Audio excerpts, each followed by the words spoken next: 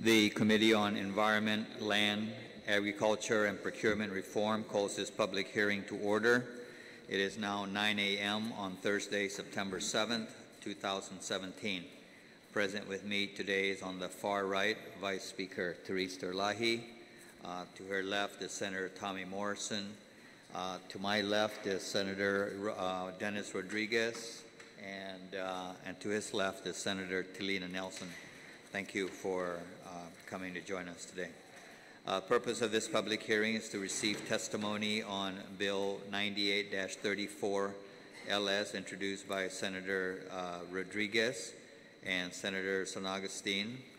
And as we go along, I'll have the respective sponsors introduce the bill and go into it a little bit more. Bill number 108-34, as substituted by the committee, introduced by myself. Bill number 138-34, COR, as substituted by the committee, introduced by Senator Tommy A. Morrison. And the executive appointment of Mr. Stephen Hollister to serve as a member of the Guam Environmental Protection Agency Board of Directors. Notice of this morning's public hearing was provided to senators, stakeholders, and the local media, as well as published in the Guam Daily Post on August 30th, 2017, meeting the 5-day notice requirement, and September 5th, 2017, meeting the 48-hour notice requirement. And so the requirements of the open government law has been met. The committee will continue to receive written testimony until 4 p.m. on Thursday, September 14th, 2017. Please address your testimony to Senator Tom Atta, Chairperson, Committee on Environment, Land, Agriculture, and Procurement Reform, and can be dropped to the mailboxes here at the Legislature or email to the office at senatoratta.org. So we'll go ahead and we'll start with the first bill, bill number 98-34, and I ask the sponsor to introduce the bill. Hafide, good morning. Thank you very much, Mr. Chairman. Thank you for having this hearing this morning.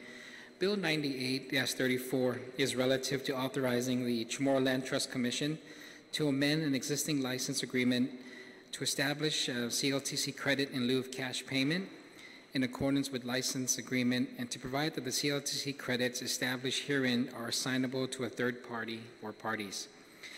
Just a brief synopsis of this bill. In 2001, the CLTC granted Koku Recycling a license agreement to use lot 5219-1-1 Barrigada.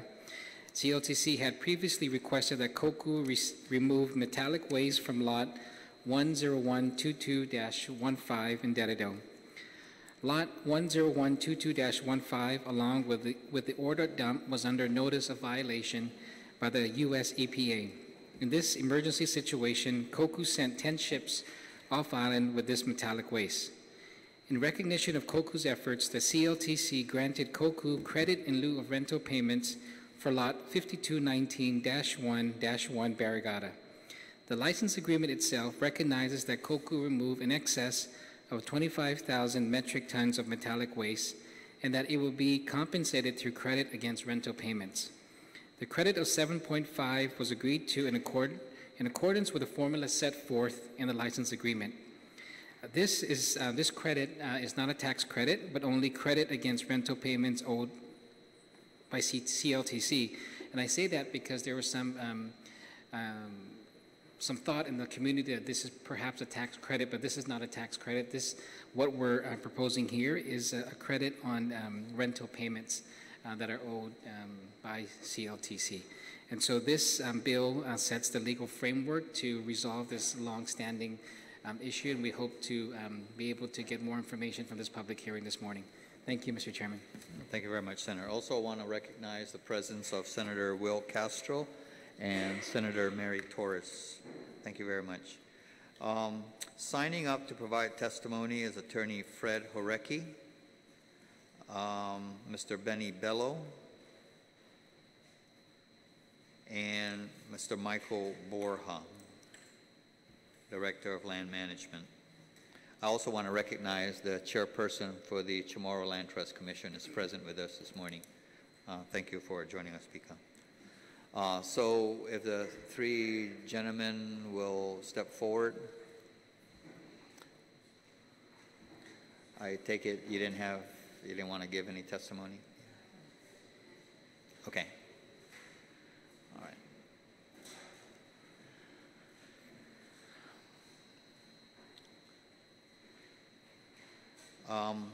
I would like to go ahead and allow the Director of Land Management to give his testimony first, and then we'll continue with Attorney Horecki and Mr. Bello. Okay? Good morning, Mr. Chairman, Senators. My name is Michael Borja, the Director of the Department of Land Management and the Administrative Director for the Chamorro Land Trust Commission. On Bill number 98-34, this intends to amend the Chamorro Land Trust Commission license agreement with Cocoa Recycling to grant them assignable credits in the sum of $7.5 million to offset rental payments. The purpose of the license agreement between the Chamorro Land Trust Commission and Cocoa Recycling was to manage and remove solid waste such as tires, batteries, ferrous and non-ferrous metals, paper, glass, and other recyclable materials from CLTC properties, but specifically from Lot 10122-15 in the municipality of Dedido. The license commenced on July 1st, 2001 at 5-year intervals not to exceed 21 years. Compensation was determined to be 1% of the fair market value and set the monthly rental fee to be $6,631.20. The rental fee, however, could be offset by a credit for cleanup of CLTC property at a rate of $20 per cubic yard. The agreement was for cleanup of existing metallic solid waste on CLTC property. During the course of the term of this agreement, a significant amount of external solid waste from subsequent typhoon damage was delivered for removal. This debris was from throughout the community that caused cleanup amounts to greatly exceed the projected activity as Cocoa Recycling served a much-needed service to the community as a whole.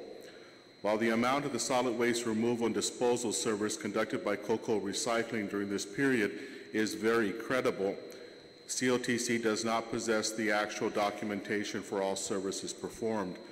In October 2011, Cocoa Recycling approached CLTC at a regularly scheduled board meeting to request an amendment to the license agreement seeking a change in compensation to recognize the amount of removed solid waste. The Board of Commissioners, pending documentation, did not act on the amendment. Based on monthly rental fee for a full term of the license agreement, Cocoa Recycling owes the Chamorro Land Trust Commission $1,591,488.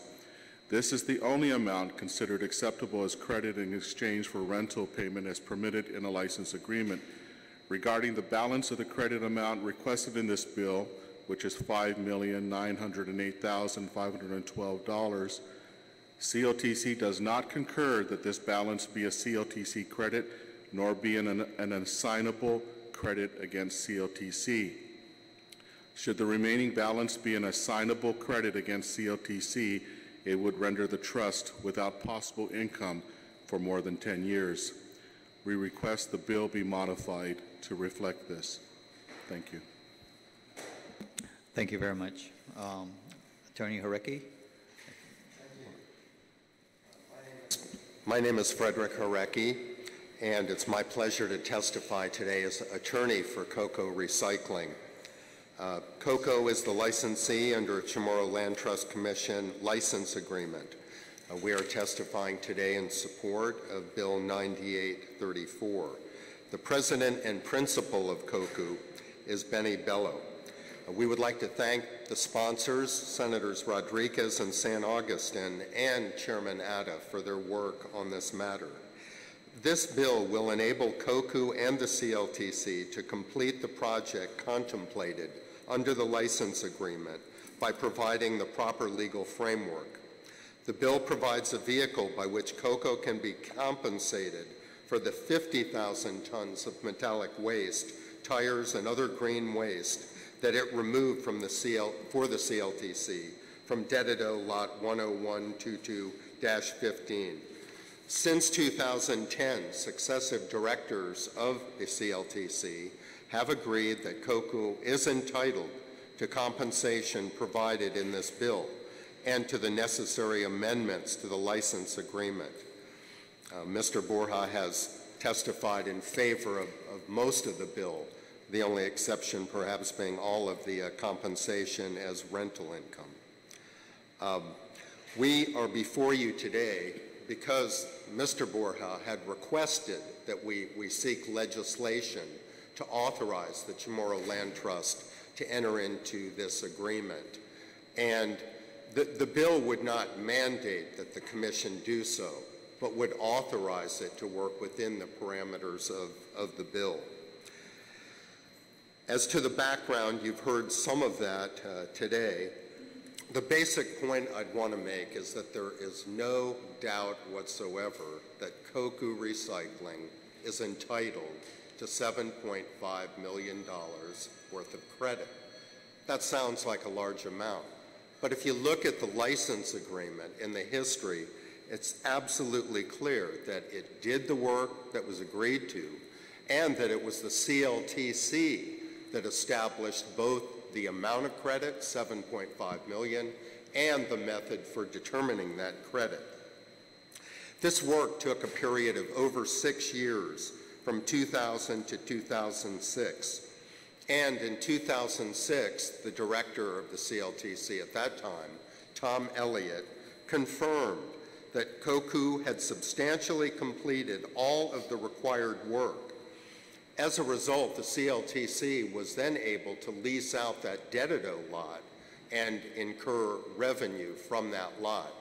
The lot we're talking about, by the way, that COCO leases is next to Rev Tax on Route 16. It's 5.5 acres. So the cleanup and the work that was agreed to by the CLTC was substantially completed.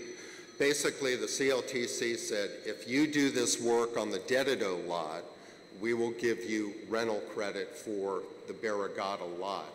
And that work was done. There are other issues, by the way, than just the amount of compensation. I believe the director supports all the other provisions of the First Amendment, but some of those would clear up issues such as when the license started. Although the work started even before 2001, the license said basically after it's signed, there was a 2-year period before it would become fully effective. So the license agreement was also re-signed in 2003 and notarized.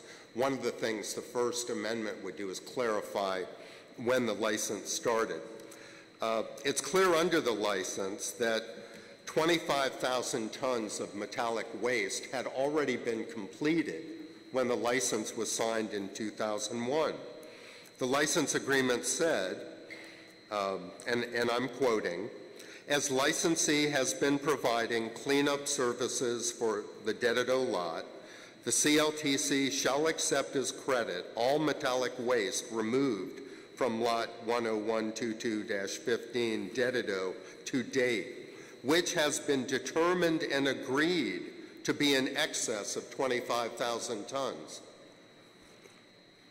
It was the CLTC, not COCO, that determined as of 2001 that 25,000 tons of metallic waste had already been removed. So certainly COCO feels that amount is established. You know, we don't have to go in further to prove that because that amount is in the license agreement itself. And it was the CLTC, not COCO, that determined the amount. We believe they had engineers who actually went to the site, measured and determined that 25,000 tons had already been removed in 2001. So the first main point I'd make is that the license agreement itself really conclusively determines that a minimum of 25,000 tons had been removed. The formula for determining how much would COCU receive was also determined by the CLTC. It wasn't COCU that determined the amount. I've gone through the calculation in my testimony. I'm not going to dwell on it, only to say that the total amount under the license agreement, and this formula, by the way, is right in the license agreement. It says that 375,000 cubic yards was removed. The price offered per cubic yard was $20, and you multiply those, you get 7.5 million. So I want to convince you today that there's nothing out of the ordinary about this request. The amount was confirmed by the CLTC. It was recorded right in the license agreement. So that COCU is entitled to 7.5 million as credit should really be beyond dispute. And I've gone through the calculation in more detail in the testimony. The problem with the license agreement was it never said exactly how much credit does COCU get. It said a minimum of 25,000 tons, but it didn't establish any precise amount. So that is why Mr. Bello and myself, since 2008, have repeatedly been working with directors of the CLTC to establish this amount. And by the way, we've never got any inkling that there's disagreement. I think all of the directors, even including Mr. Borja, have recognized that COCU is entitled to compensation for the work that it's done. So that's why we're before you. We're not in court, because there hasn't been a real disagreement to date about the First Amendment, about what should be included, and that is why we need your help as the legislature to establish the framework by which we can resolve this problem. Now, to demonstrate the reasonableness of COCU, it wasn't only 25,000 tons that it removed. We were able to locate, in response to questions from Chairman Atta, an additional almost 20,000 tons of metallic waste that was removed. And we produced the receipts, the actual shipping receipts, from 2003 and 2004. Unfortunately, we could only locate 2 years. The Port Authority did not have any of the old records from 2001 and before, or even from 2001 to 2004. But we located those additional receipts showing that COCU has actually removed metallic waste of approaching 50,000 tons. So if you use the formula in the CLTC agreement, that would be 15 million. But COCU is being reasonable here, trying to reach a resolution of this matter. And also, it's important to consider that that's not all credit that COCU would receive. As Mr. Borja pointed out, 1.6 million goes to rental for this property over the 21-year term. So that's 1.6 million, but the actual net balance that somehow has to be dealt with or compensated is 5.9 million. COCU has been attempting since 2008 and after to resolve these matters, and generally we've gotten acceptance by all of the directors for the First Amendment, for the revisions to the existing license agreement.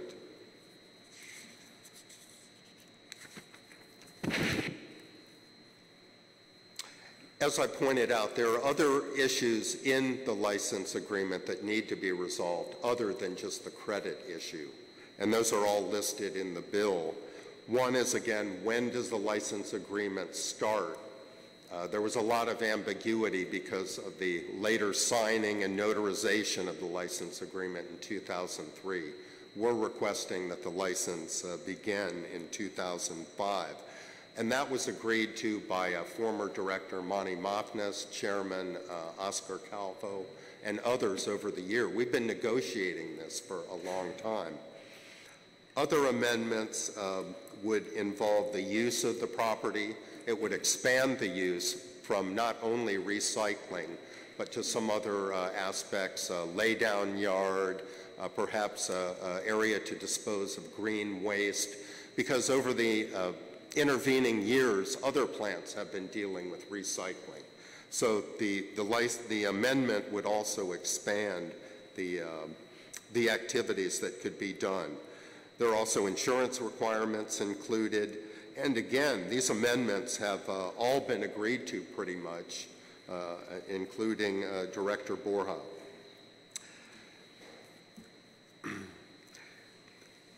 The issue, I guess, and the problem with the 7.5 million is how can COCU use that credit?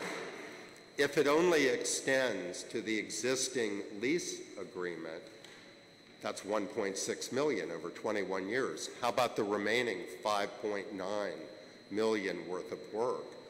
And as you heard, this took COCU 6 years to do. It sent more than 12 ships, 10 ships, I believe, off island, Korean ships laden with metallic waste that was removed from the Dededo site.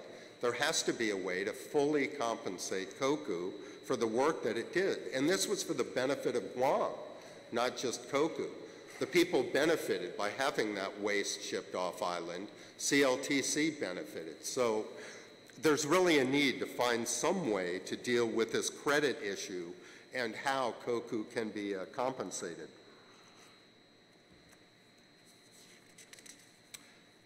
Another reason that the law is necessary is that if you pass this bill, there's still remediation work that needs to be done on the Barrigada lot, the Barrigada lot. It has a lot of waste on it from years past. The old Guam Memorial Hospital debris was put on that lot. There are tires on that lot and other debris. So part of this license agreement is for COCU to clean up the Barrigada lot. And COCU intends to do that, but it can't invest the kind of money that's necessary unless the legislature approves this legislation. It's going to cost probably $400,000 to clean up the Barrigada lot. So if the law is passed, if COCU's compensated, then it will be able to undertake the cleanup of the Barrigada lot and return that lot in a commercially usable form to the CLTC. As to the amount of credit and how it's going to be compensated, now, assignability was placed in the First Amendment, and we had thought that CLTC would support that. If not, there may be other methods for compensating COCU. For example, there's been some talk about recycling funds, whether they're available or not. We would leave that to the legislature, but we just point out that it's very clear that the 7.5 million is what was earned. And Gita, in a report a few years ago, pointed out it would take 94 years on the existing lot for that 7.5 credit to be used up. So obviously, unless there's some kind of method found to compensate for that credit, COCU will be deprived of the full benefit of its deal. And that's just, it's not fair. So in concluding, we're asking the legislature here to help resolve this problem. A framework to resolve issues that have been pending since 2008, but, as I pointed out, essentially agreed to by the parties that they need a resolution. I believe the CLTC wanted legislation to assure that it has the authority to enter into an agreement with COCU that would resolve this matter. The amount of credit that we're asking for is completely legitimate. It's in full accordance with the promises of the CLTC and the license agreement, and all the work was performed. If you pass the bill, there will be a benefit to the people because the Barrigada lot will get cleaned up. It will be remediated, and it will be returned to the people of Guam and the CLTC in a commercially usable condition. These benefits won't occur unless there's some resolution to this problem through legislation. So it is in the interest of all the parties and the people of Guam that Bill number 9834 be enacted. Appreciate the opportunity to testify and would be glad to answer any questions. Thank you very much. Mr. Bello? Okay. Gosh, it's been a long time, and I'm really thankful for the opportunity to come before you, because we're talking about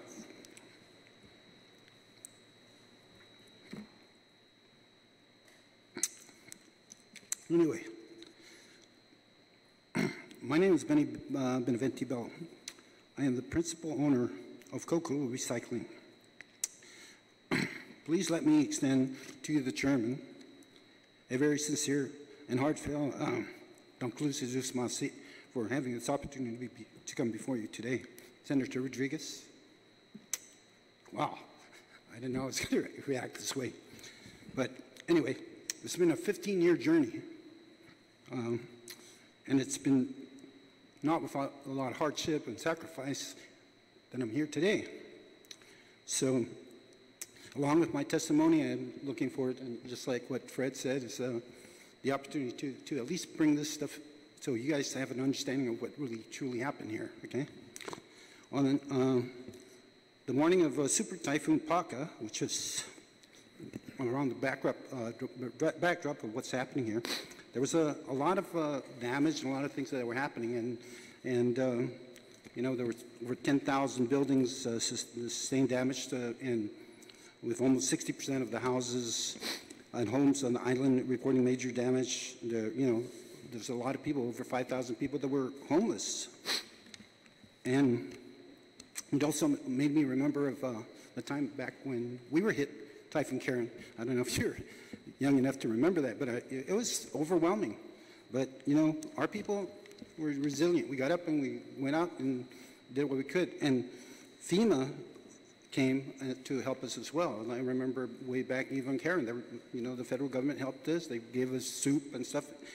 FEMA was even better. It came and gave us money to help do the cleanup, you know. And so against that backdrop, okay, when FEMA came, they touched the ground. One of the first things they did was to conduct assessments of the amount of disaster debris that needed to be picked up and cleaned and removed from our island. The island-wide assessment included disaster debris on both public and private lands. FEMA's assessment indicated that there are approximately 50,000 tons of metallic waste on the Dedadu side alone. And the reason for that was that, you know, Chamorro Land Trust at that time was looking for ways to try to resolve that, that problem as well. And Cocoa Recycling had a major role during this period of time in the other cleanups. We were involved in assisting in putting together one of the first systems to bring in a break bulk ship to bring in materials to help with the community and also to remove this material. So I was working with a company called DRC at that time to help remove the material off island. And if you recall, DRC got paid $15 million for 1 year of work. And we're here to remove 40 years of metallic debris that the 19 municipalities in Guam put in this location. We did this work, it completed, gone, okay? So anyway, we spent you know, a lot of time developing the system, bringing in or organizing the ships to do this. We went in and we staged. We not only staged the material down months before the ship arrives, or a couple months before. We went into this area, the metallic waste station, and we separated. We dug it out. This is a mountain of material, over 50,000 tons of material there that we separated. We processed, we baled, we crushed the cars, we took out the batteries, we took the trash, removed it to a site and paid for its disposal. We took the tires, baled all the tires. I don't know if you've ever been up there by the golf course. There's the 10 acres is surrounded by tires that were baled. Each bale consists of about 120 tires, and that whole perimeter, we changed the hazardous tires into a usable material that's today, almost 20 years later, is still there, being used as a boundary, as a safety barrier for the community and for the Chamorro Land Trust and the people that are using it.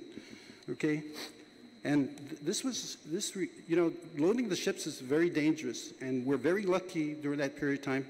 We're talking about an average of for each ship about 10 days, 24 hours loading a vessel. We loaded the vessel, spread the material, compact it. We even put on the top of the vessel, I don't know if you can recall, there was an incident. We loaded the vessel with cars, at least 10 high, on top of the vessel, after packing the ships. And if you recall, some of you maybe too young, there was a picture, the PDN, of one of the ships leaving Apple Harbor, kind of tilting, going out. And this is one of 10 ships. I'm here today to tell you that ship arrived safely in Incheon, Korea, with its load of metallic waste from Daejeon site, okay? And fortunately, we didn't have any major injuries or accidents. Every ship that left was filled to capacity. And, you know, that's part of the 50,000 tons roughly that was removed. And just to give you an added feature is that we not only cleaned that lot, a lot of the Chamorro Trust properties had other debris. They brought it to us on top of that, okay? So part of the things that is not in question is the 25,000 tons. 25,000 tons is the minimum. The additional, I'm here today to say, that's my giving back to the community. I'm giving that back as far as the work we did. And today we haven't received one penny. Every year, recycling companies get subsidized about $30 to remove this. We're getting a credit, which we haven't received as of today, $20. You guys are subsidizing this community, which is great, that recycling is such a major benefit to our community. $30, $20, 20 years ago, okay. Today, we haven't received even the credit that was given, that was committed. The Chamorro Land Trust has used this site, as I said, for 40 years. The villages, all 19 municipalities have used it, and they've benefited from it. The material included the tires, batteries, white goods, and other metallic debris. And although the government has made requests for that site to be funded for the cleanup, the FEMA denied it. It denied the cleanup. But you know, one of the things that was happening there, Fred mentioned earlier, is that the federal EPA was actually concerned about that site, since it sat over the waterlands as well, or northern aquifer, is that, you know, they needed to have it cleaned so that it wasn't a danger to the community at the same time. Not only did it need to be removed for hazardous, you know, thoughts, but it could have affected the waterlands. So that was done with the removal of that material. And why did I do this? Why did I undertake this thing for no money? You got to remember, at that time, you know, we were in a frenzy cleaning everything and already removing the material. So I said, oh, okay, all right, we'll do it. So we just started taking the material and started doing the work. And they said, you know, we'll work it out and we'll get you a license agreement. Well, just understand, I waited 2 years. We did work for 2 years. That's why they identified 25,000 tons as the minimum, because we did work for 2 years digging out that material, digging out that mountain, separating everything. They concluded that the minimum that we did, because we showed them records at that time, that we already did, as of 2001, 25,000 tons, which is the minimum, which is what we're only talking about. Never mind the other things that I'm giving back to the community, which I'm happy to do, okay? But the response at that time was, don't worry, we'll get you the license agreement. Well, I got the license agreement, and I realized after reviewing it that it was like giving me a check that wasn't signed completely. I couldn't use it. Oh, you can't use it this, you can't do that, you can't do that. Dude, wait a second, you know, give me something that I could use, even so I could use some of the credit, I can sublet it, I could do, no. Not only is it lacking these things, and that's why Attorney Harecki is here with me today, is that, you know, I've been tied, my hands have been tied. I even want to clean up the Route 16 property. How can I do that when you guys are not giving me an opportunity to do something? $400,000 worth of remediation that needed to be done on that property, which was arson, but it's okay. We can do it if you gave me a way forward. since then, I have not had a way forward, okay? And, you know, and that's why I'm here today. It's just, I just need a way forward. I'm okay with whatever is given, whether it's a credit, whether it's a tax credit, whether it's, you know, just give me something to use so that I can make this thing whole for not just my company, myself, you know, but for this community as well. You know, I'm in some ways, sometimes I'm vilified that, oh, Benny Bello and Coco did this and they're still over there. Wait a minute, guys. Matter of fact, I was put on as a bad debt. I'm the bad debt with Chamorro Land Trust, which, you know, I apologize because it's unreal. They owe me $15 million. I'm willing to settle for whatever, 7.5 minimum, and I'm the bad debt because I didn't pay the credit on the lease on Route 16. I'm the bad guy because I can't fix the property. 1 + 1, man. That's wrong. You know, that's not fair. And again, like I said, people are getting paid every day, and I'm happy because we were the foundation. We were the ones who started this Island Wide cleanup. We're the ones who went into the community and got this material, not only from Chamorro Land Trust. We were the ones who helped the Mayor's Council and those guys identified the ban of vehicles, the white goods, and all these things, and brought it down. We brought it out. We took it out. We didn't do just 10 ships. We did almost 17 ships. People are here paying for disposal. We did that, guys. I mean, we did it, and I'm so thankful and proud of the work we did. But you know, what's wrong is it's not fair that we help put this thing into place. This island cleanup that is so successful. The people on Guam can be thankful and proud of their island because the tourists can run around, wow, what a beautiful island. You know, guys, the recycling program works. And it's there. We're the ones that seeded it. We're the ones who took 40 years so that that crap can get out and we have a great start and we have a continuation of a program. That's us, okay? And that's why I'm so thankful for the opportunity to be vindicated in some ways. That you guys don't know that. You didn't see it. You don't know it. But we did it. We did it. We did it. We did it. We did it, okay? So, you know, I think I'd like to thank Director Borja, because he's one of the guys, I mean, we went in front of all the directors. Everybody, yeah, man, we know you did it. But you know what?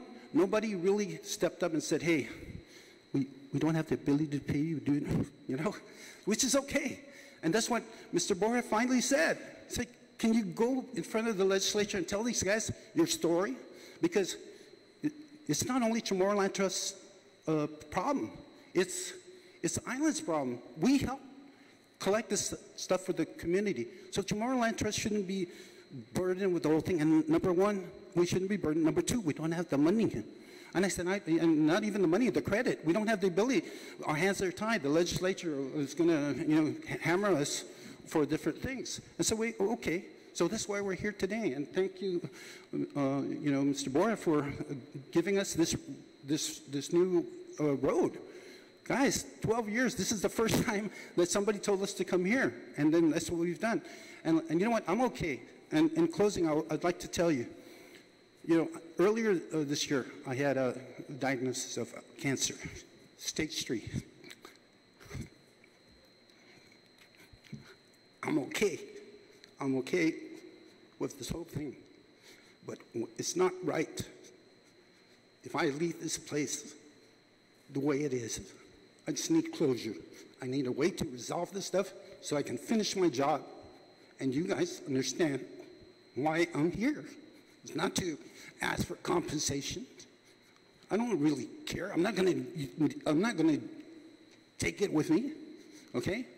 I'm not here just for compensation. I'm here for fairness. I'm here for you guys to do the right thing. I'm here to, I don't need a medal. I don't need anything because I've done it. I already did the work. Just give me the way to resolve the stuff, even with Route 16. Guam EPA, oh, Bello is still got a violation. Wait a minute. I'm happy to finish that thing, but guess what? How can I finish it when I'm going to go borrow my family's business of $400,000 to fix something when you guys owe me $15 million? Time out. You know, time out. You guys give me a way forward. Let me fix this thing. It's easy. If I can take out 40 years of metallic waste down there and clean up this thing for the island, I can fix this and cap this property. It's not a big deal. It's not a big deal. And like I said, in the end, at least you guys have an understanding of what really happened, that we did the work, that we're truly, we did, never mind double. We've tripled the work that was required of this 25,000 tons. That's a silly question if you want to go there, but we've proved it, okay? But it's okay. Just Bill 9834 gives us a way forward. It's not even giving us the final answer, but at least it's a way forward. It gives Chamorro Trust and Cocoa Recycling, Benny Bello and the people that put out the work to do all these things, the ability to find a final solution that will, in the end, benefit all of us. So please, 9834, thank you, Senator Rodriguez, for, if it doesn't happen, it doesn't happen. But at least it's on the record that we did the work, and you guys know, and trust me, you know that we are deserving of some kind of a solution, and that's all we're asking for. And I apologize for my emotion in this, but it's been 15 plus years of sitting around waiting for something to happen. And again, Mr. Borja, Willie, thank you so much for pushing us in this direction so we can come here before you today. So, all right. Thank you. Thank you, Mr. Bello. All right, I'm going to go ahead and open it up for questions to the panel, but here's the rules of engagement. We're going to go around in rounds. I'm sure everybody's got questions. We're going to go around in 5-minute rounds. Pose your question. If you got any answers or your responses, please keep it brief. And if the 5 minutes elapses, we'll go around a second round, as many rounds as we need. We do have a full agenda, and I do want to get through it this morning. We'll start off with the sponsor of the bill, Senator Rodriguez. Thank you very much, Mr. Chairman, and thank you, Mr. Borja, Attorney Jarecki, and Mr. Bello for being here. When Mr. Bello and Mr. Jarecki approached me and laid out the same story and the facts before me, I said it was just right that this government respond by providing some sort of resolution to this very long-standing issue. And I understand that there are concerns with CLTC, which I appreciate, and will work to address those concerns. But one of the things that it's not clear to me is the testimony from Mr. Borja that the amount is still in question. Is that correct? Well, if it was a rental credit for the period of time in which they have, for the period of their license agreement, what I'm saying is that there's $1.6 million in rent. Okay. And for the other application of that money is to come from CLTC. The cleanup wasn't the result of CLTC. It was just that it happened to be put on CLTC land. It was dumping, and it was debris from a typhoon and from typhoons. And so this is not a CLTC issue, although it ended up on CLTC land, and in order to memorialize this, they got a license agreement. How it came to this, I mean, the license agreement does also memorialize the amounts that were taken, but as Mr. Jarecki even pointed out, that's where they dumped the old GMH hospital. That wasn't a CLTC function. That was a government of Guam function. And so the balance that I'm stating here should not be an assignable credit that penalizes the Chamorro Land Trust Commission, but instead another source needs to be found. Now, Mr. Bello, we believe, should be compensated for what was agreed upon. How it is done, we say we have our part where we can compensate for that license agreement, but anything beyond that, if you take the balance and you allow it to be assignable, it will have a dramatic impact on the revenue source that the Chamorro Land Trust Commission currently uses for its operations and for other things. And it will do it for a period of time.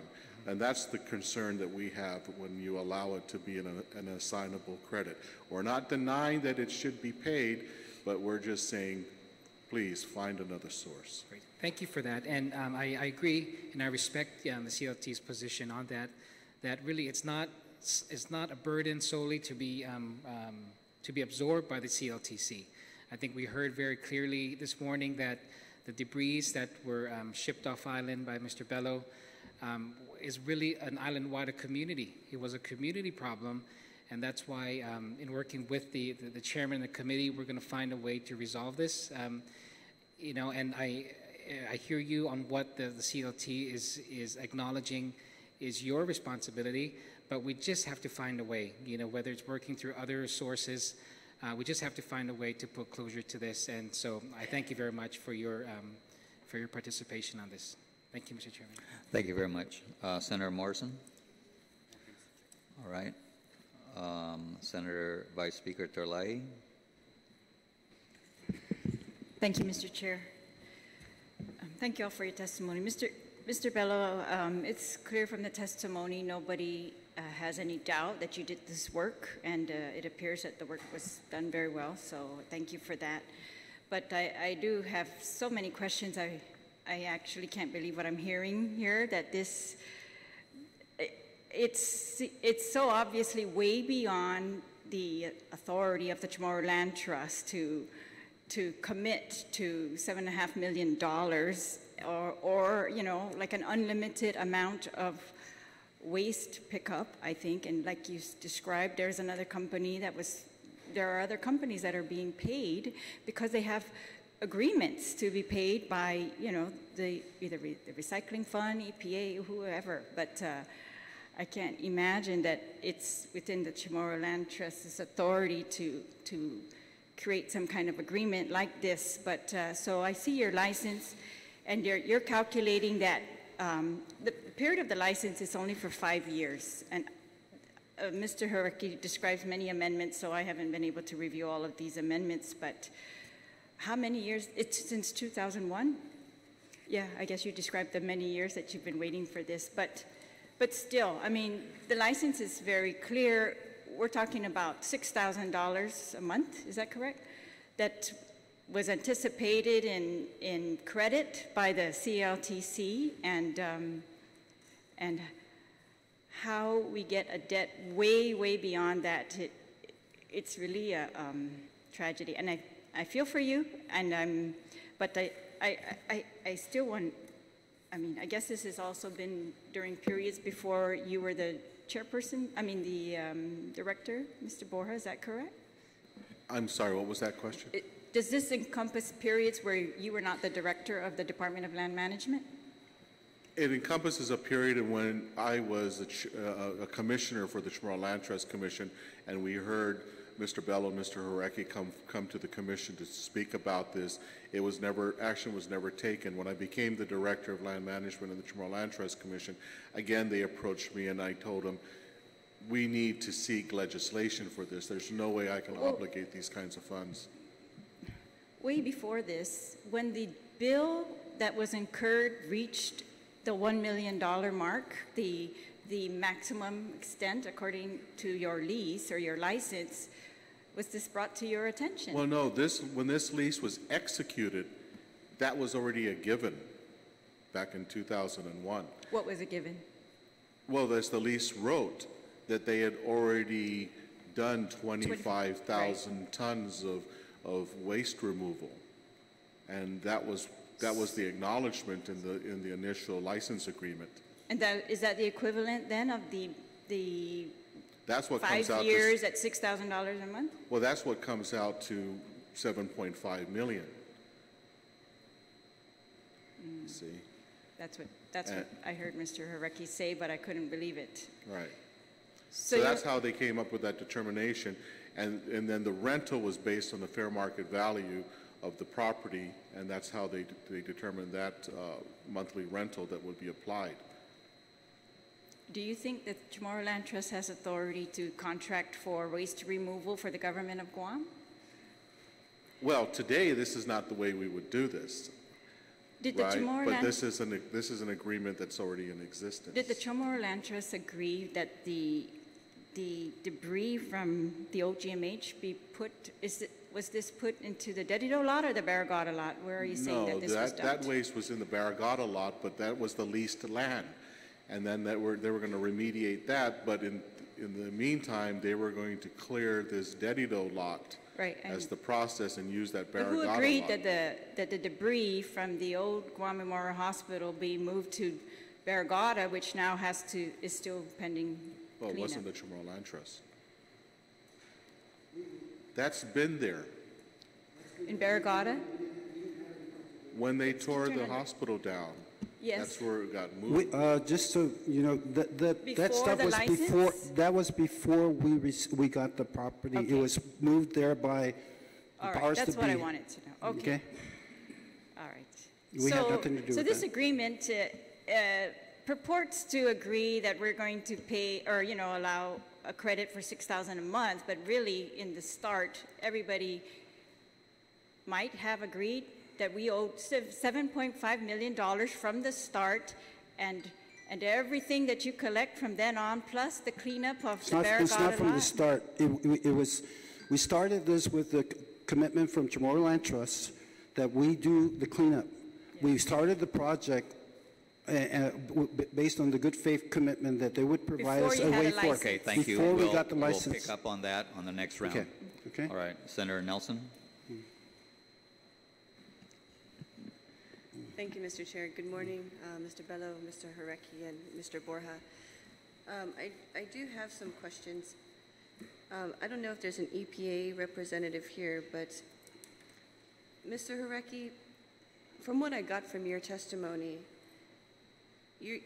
what Cocoa Recycling is looking for is two things: credit of the rental property, and then the second is a $5.5 million payout, which you recommended out of the recycling revolving fund. Well, yes. And this is my question that I need clarified. If there's someone here from EPA, before we moved it, before the recycling revolving fund, we were allowed to take money out of it. Before we started to use it as revenue, my understanding is that the government was supposed. Is there an EPA rep here? Okay, maybe you. Are you an EPA rep? Yes. Mr. Chair, may I? Go ahead. Thank you. Please grab a seat. Grab a seat and identify yourself for the record, please. Hi, Nick Leaf, Public Information Officer at Guam EPA. Oh, you're the PIO? Yes. Okay, so before, if you know anything about this, the question I'm going to ask, before the recycling revolving fund, before we were allowed to use the revenue from the recycling revolving fund, was EPA required to pay out and clear all of the accounts that it was owed to other recyclers, to other businesses?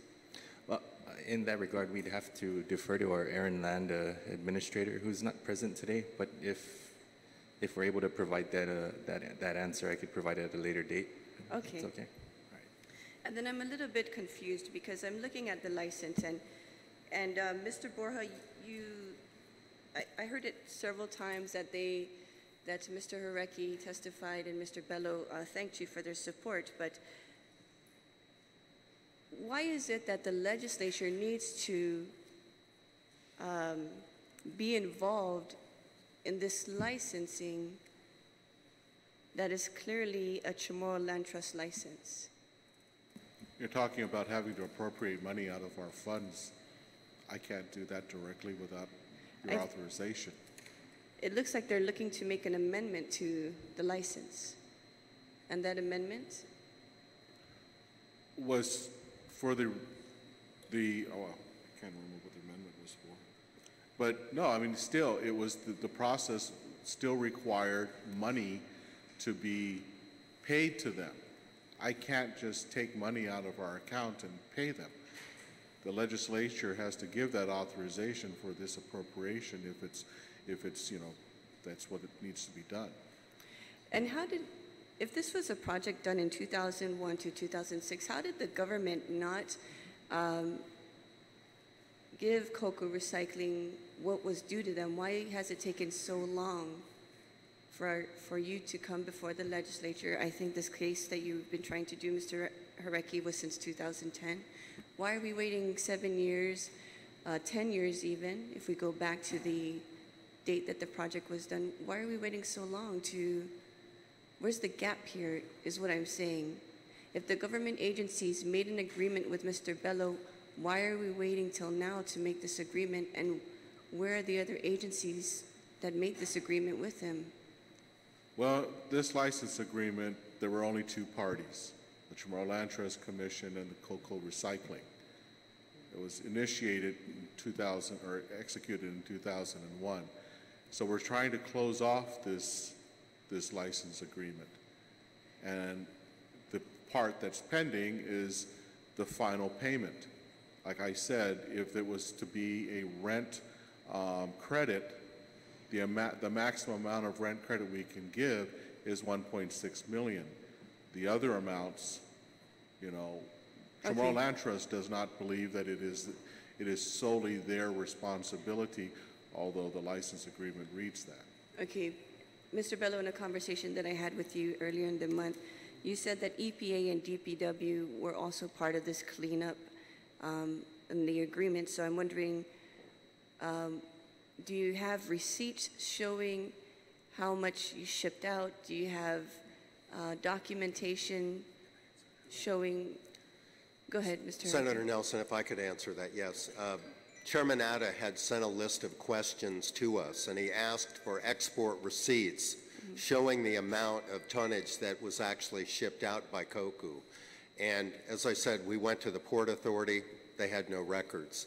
But then we were able to locate in an old warehouse the actual shipping receipts for 2003 and 2004. Those alone were over 19,000 tons of material, and we provided copies of those to Chairman Atta. Okay, so just for the years 2003 and 2004. Okay. Thank you, Mr. Yes. Chair. Thank you very much. And then addition, of course, there's the 25,000 that was agreed to in the original license agreement. All right, thank you very much. Senator Torres? Thank you, Mr. Chair. I think what concerns everybody here is the lapse of time and the failure to resolve this issue further. And it appears that that you are now seeking recourse through the legislature. And your other recourse, then, short of the legislature, would be a court action, I believe, because the amount being claimed is clearly above the Government Claims Act threshold.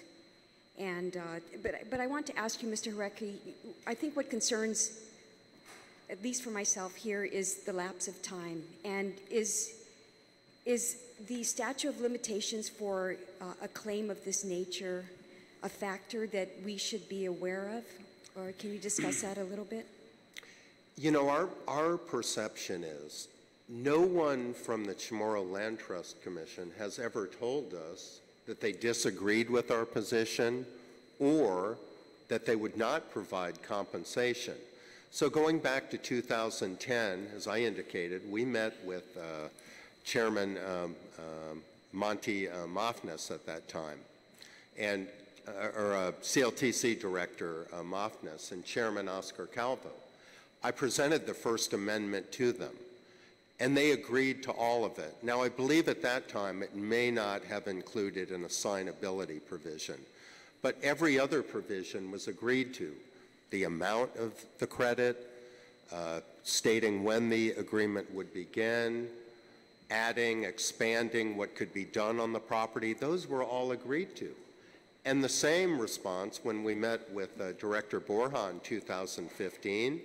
He essentially agreed with all of the provisions in the First Amendment. Again, we may not, I can't recall if we had the assignability provision in there at that time. So the answer is that from our perspective, there's been no breach yet, or although nothing has been accomplished in some senses, the officials have all agreed with our position. And that's why we agreed to Director Borja's suggestion that we come to the legislature, because I still feel if you provide the framework, we'll be able to resolve this. You know, we can argue about, do they have the authority, not have the authority? The way I view it, I mean, they they own the land trust lands, and a landlord generally would have authority to grant credit in lieu of rent for cleanup. But I think the adoption of the First Amendment would definitely help us. Now the question about how do you pay this, Senator Nelson had asked that question. I just mentioned the recycling fund because we have heard that mentioned as an alternate way of resolving this. We felt initially that the credit was the way it could be resolved, and we're still willing to accept credits over a term of years. It could be a number of years. We even discussed with Mr. Borja about 10 years. That's one way to pay it. Maybe the recycling fund would be another. As Mr. Bello suggested, maybe tax credits could be available, but that's the legislative prerogative. We're asking for a solution. So we think that you would be able to look at those alternatives and come up with something that will deal with this problem. Recycling fund usage, by the way, is not something that came from us, but something we have heard discussed by other parties. If that could provide a partial solution, we're in favor of it. But we're asking you to help us come up with a way to take care of this liability. Thank you. No further questions. All right, thank you very much. Senator Castro. Thank you, Mr. Chair. I just have two questions, but before I get into it, I'm particularly passionate about this issue because every day I pass the abandoned vehicles, whether it's in Barragod, I've gone to sites beyond my village, petitioned the Mayor's Council to try and get folks to do something about it. And when I heard this story about removing 20,000 vehicles that have accumulated over 40 years, it blew my mind. And so I have questions for the administration.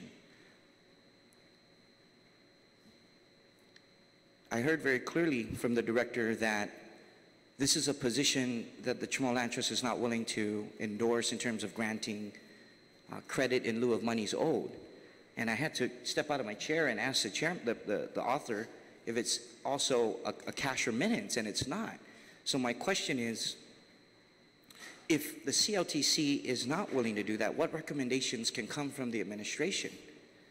It's a rhetorical question for now, Director, but this is something I'd be willing to sit down with you and your colleagues to attempt to answer. Because from what I understand, it was in response to a natural disaster when the community has to come together and the government takes a decisive and directive role in redressing these issues. But here we are many years later, and now we don't see the same desire to work in unison. And it upsets me because more great things can come from this administration. And I want to find a solution, and you had an emotional person providing testimony. So that's my first question. And this is another question to whomever, primarily the administration in its totality. If you're not willing to pay for it, then who is? Then who is? And so, Mr. Chairman, I just leave all members of the administration who are represented here today, the Chamorro Land Trust Commission, EPA, other folks who are listening from the administration, my former colleagues, fellow cabinet members, to please let's sit down and figure this out because it's unfair, it's an injustice, and I'm more worried about the implications of future companies who may be solicited to pick up the trash, particularly the abandoned vehicles, that's plaguing our jungles if you haven't seen it. And this is definitely, we don't handle this right, it's going to send the wrong message. Thank you, Mr. Chair. Thank you very much, Senator. Senator Espaldon. Thank you, Mr. Chair. Mr. Borja, you stated earlier, I'm down here, you stated earlier that in essence, the removal of the trash or, the waste that was up at the Dedito transfer station was not really, I suppose, CLTC was not a party to that. Is that kind of like what you were alluding to? Many of the Chamorro Land Trust lands are just a target of opportunity, and that's what we ended up having. And so we had an area that already had debris, And as a result of multiple typhoons during that period of time, it became the site to take everything to, because we now had somebody that was taking care of it. So it's not, the intent originally was to clean up existing trash on properties that we had that we wanted to use, but it was just filled with debris. But it became, and that wasn't stuff that we told all our lessees, okay, dump your stuff here and we'll take care of it. It was the result of years of accumulation of all kinds of debris. And you can still see those kinds of things happening throughout the island still today. It's a difficult thing for us to get around, but in the end, it ends up on properties that are managed by the Chamorro Land Trust Commission. And so, whose responsibility is it to clean up all that mess? It's really the whole island's responsibility to clean it up. We'll take care of those who are doing it on leased properties, and we've been doing that with the cooperation of the Guam EPA to assist us in those things, because they have the enforcement authority. We really don't even have that. We can hold the lessee in default of their lease agreements for spoiling the land, and then eventually, remove them from the land. But what we have then in the end is trash that we have to clean up ourselves. Right. So this is a problem that had existed. The license agreement, I think, was just trying to memorialize it back in that time. And as Mr. Harecki pointed out, the project was already ongoing without the agreement. And the agreement was, so with this agreement, specifically talked about actions that had already been conducted. I appreciate it. Mr. Bello, when you first started clearing it, the Dedado transfer station lot, who had asked you to clear it? Who had asked me to clear it? Right. Actually, it was a task force, and I met with, through the task force, I met with then Director Ron Tian, and this was a task force, a cleanup task force? the cleanup task force, because For we were after the helping typhoon? with the cleanup of the island-wide cleanup, and then they asked us to go down and take a look at the Chamorro Land Trust property. It's not the transfer station. This is adjacent to it. It's a 10-acre site that they were using, the government was using. Oh, extra. Yeah, it was additional. Yeah, Past the yeah, transfer station. it's adjacent to it. Yeah. Okay, and that cleanup was in response to the typhoon, or the typhoon? I think some of the typhoon metallic debris went in there as well. So they were kind of, from my recollection, is that they wanted to try to get that cleaned up with FEMA funds as well. But as I mentioned, FEMA said, hold on, 99% of this stuff was from previous collections, and we're not going to pay for it. Right. So they still asked us if we could figure a way to incorporate a process to get rid of it, to help the they being the task force. The task force and the Chamorro Land Trust, and this is where they had promised to provide me a way forward to get the compensation through the license agreement. And as I mentioned, it took them 2 years to get this, and we were, on good faith, start cleaning it up. And to me, as I mentioned today, we kept cleaning it up, and they identified it. I think they used the formula that FEMA provided, which to the community, and that's one of the reasons why. I mean, it's a acceptable formula, and that's what they were trying to do to get the money, and that's what was used to pay DRC and these types of people or entities. But with us, like I said, we continued to clean it up and do what we could, and we did get the agreement, but it lacked. And that's what I'm saying. Since then, it's giving me the way forward and the ability to get some kind of compensation, not cash, in some credit on some other properties. Maybe I could use it on another property that I could do. Let me ask you this, Mr. Bello. Would you be satisfied with cash? I'd be satisfied with cash, but that's not I don't even see that happening. Well, the question is because there is a concern from Chamorro Land Trust that if we go with this bill as presented to us right now, and credit is given, and then the transferability of that credit for other leases, then Chamorro Land Trust won't see any income for a period of time. Well, Well, I'm saying if they gave me another property that's vacant and they even incorporated into the license agreement that if I were able to get another piece of property or some type of a sublease arrangement, they wanted 40%. So it's even included in the license agreement that if I were to get this property or another property that I sublet it, they would get 40%. So they were identifying that their need to receive some compensation for some of the properties as well. Right. So as I said, the credit would have been okay. So where can I use it? Can I use it?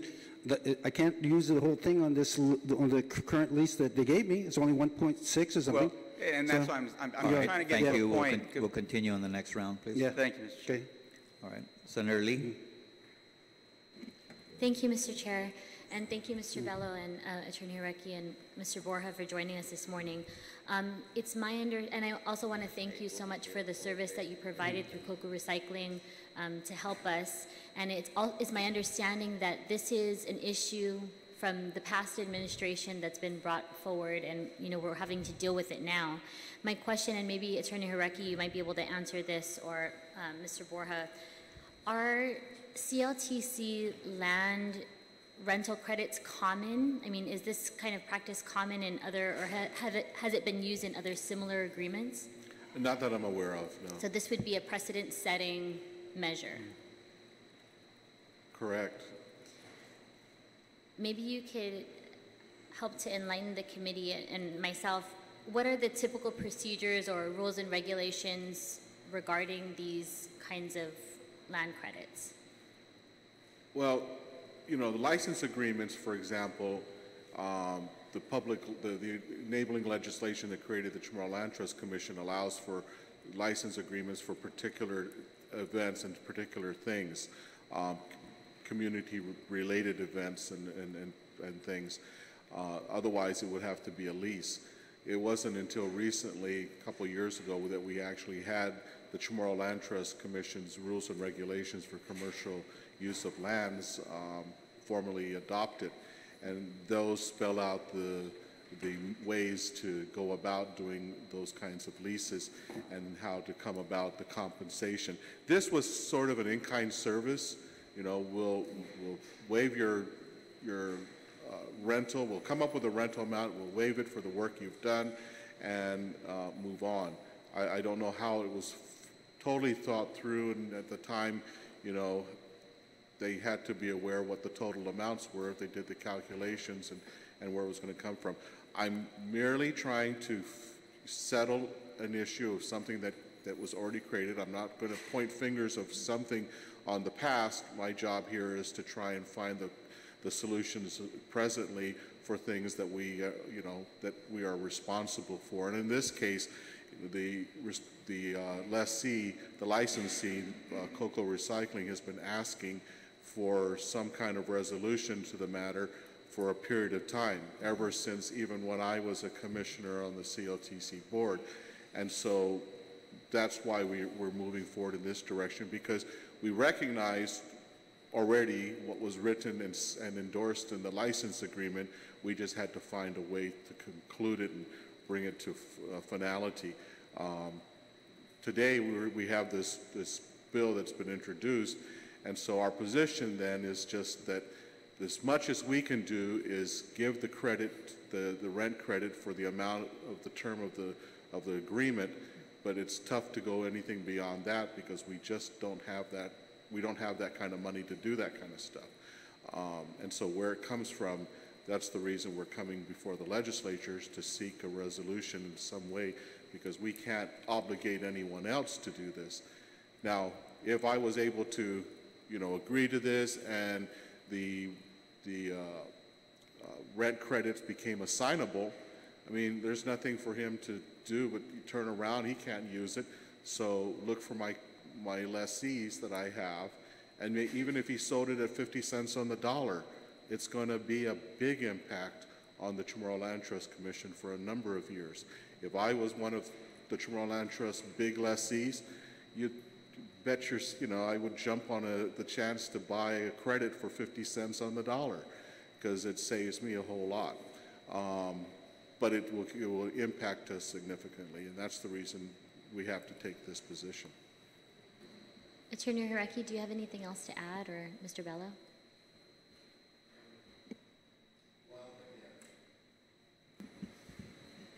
You know, we thought this bill provided a good avenue in terms of the rental credit because it could be spaced over years too. We had even discussed 10 years. Maybe it could be 20 years. I don't know. But that's one option. But if that is not feasible for any reason, then we certainly are requesting that other options be explored, such as whether recycling funds could be used. Mr. Bello mentioned the possibility of other properties being leased to him. There's tax credits, which aren't too popular, but you know, there are other methods that could be used to resolve this. So we felt that the rental credit was an available solution to this. But if for any reason the legislature does not think it is, then we're requesting that you look at all the other options to find another way to resolve it. All right, thank you very much. Senator Rodriguez. Thank you, Mr. Chairman. I had a question maybe for EPA if they can answer this, but hasn't there been in the past the recycling revolving fund been used for prior year obligations? Is that something any of you can answer from EPA?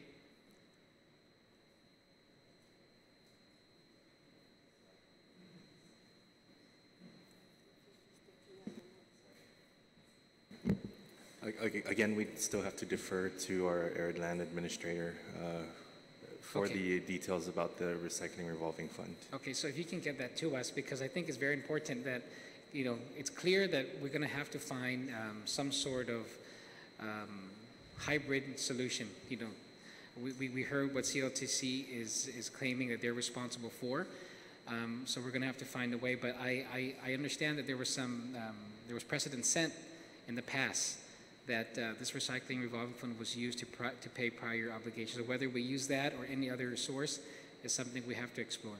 Okay. Okay, thank you. Mr. Bello, you had something. I wanted to see a little bit of my time. Yeah, I'd just like to close with this. You know, I mean, today just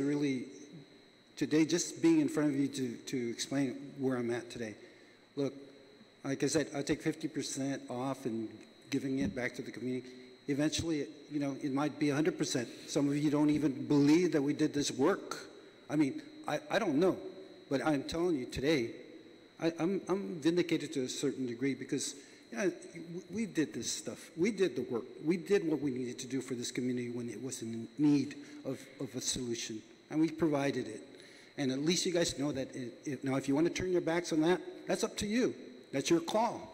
But at least, you know, finally, to the public, you know, cocoa recycling, we did the right thing. We came up and we supported our community, we supported our people, and you know, whatever it takes, I don't care if it takes 10-year deferral and give me a tax credit or give me some, I'm not going to be here, guys. I'm not going to be here. It's okay. At least you said, hey, we're not going to turn our backs on you for the work you guys did, and we're going to find a way to make this work. And I'm okay. Whatever it takes, I'm okay. So that, you know, everybody says, hey, we took care of that. We took care of it. All I'm saying is just don't turn your backs on me and let me hold the bag. Because, guys, I've done it already, and I'm willing to even do that in some ways. But at least you know that I'm putting it in front of you to not make that the end of the story, that you guys turn your back on a local island boy that did the thing for his community. That's all I'm saying, okay? Thank you very much, Mr. Bello. Senator Morrison. Senator Vice Speaker Terlay. Thank you, Mr. Chair. I would like to ask the Chamorro Land Trust Director or Executive Director, is it your opinion that this lease or this license, which began in 2001, was supposed to be for 5 years, is still ongoing? It was at 5-year intervals, not to exceed 21 years. So when does it expire? It's actually, it was executed in 2001, but I think the count begins in 2003. And so it goes for 21 years, 2024. 2024? Was the Barragata property used? It says it in your license agreement that the Chamorro Land Trust agreed that the licensee shall have the right to hard fill said property. Was that done? Was that property used as a hard fill? Can I answer that? Yes. So that was the original purpose, but what happened around that time and thereafter, there were other companies doing a lot of that work. And we started to feel that we had to broaden the activities allowed under the license agreement to make it workable.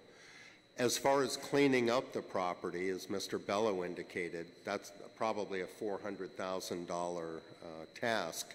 And we felt, beginning as far back as 2008 and earlier, that COCU could not undertake that work unless we solved these problems in the license agreement, even establishing the amount of rental credit.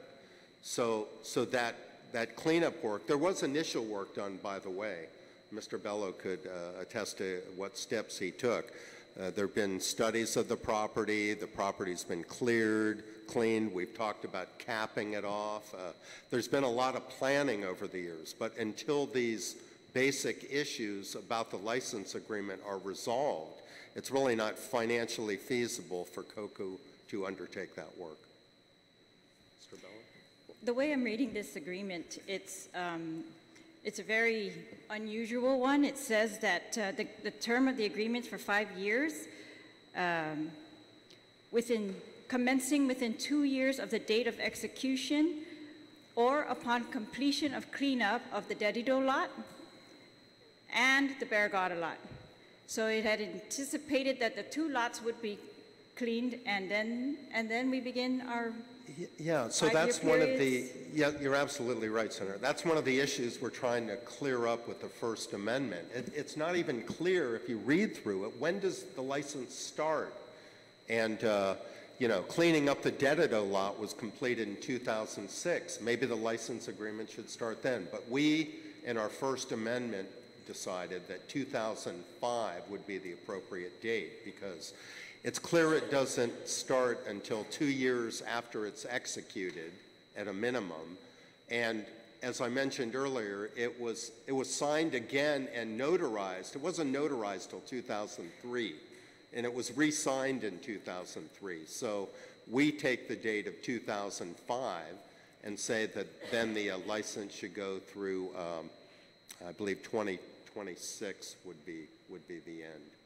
So that's something the First Amendment also clears up. So I want to emphasize, compensation's not the only issue in the First Amendment. There is no amendment that's been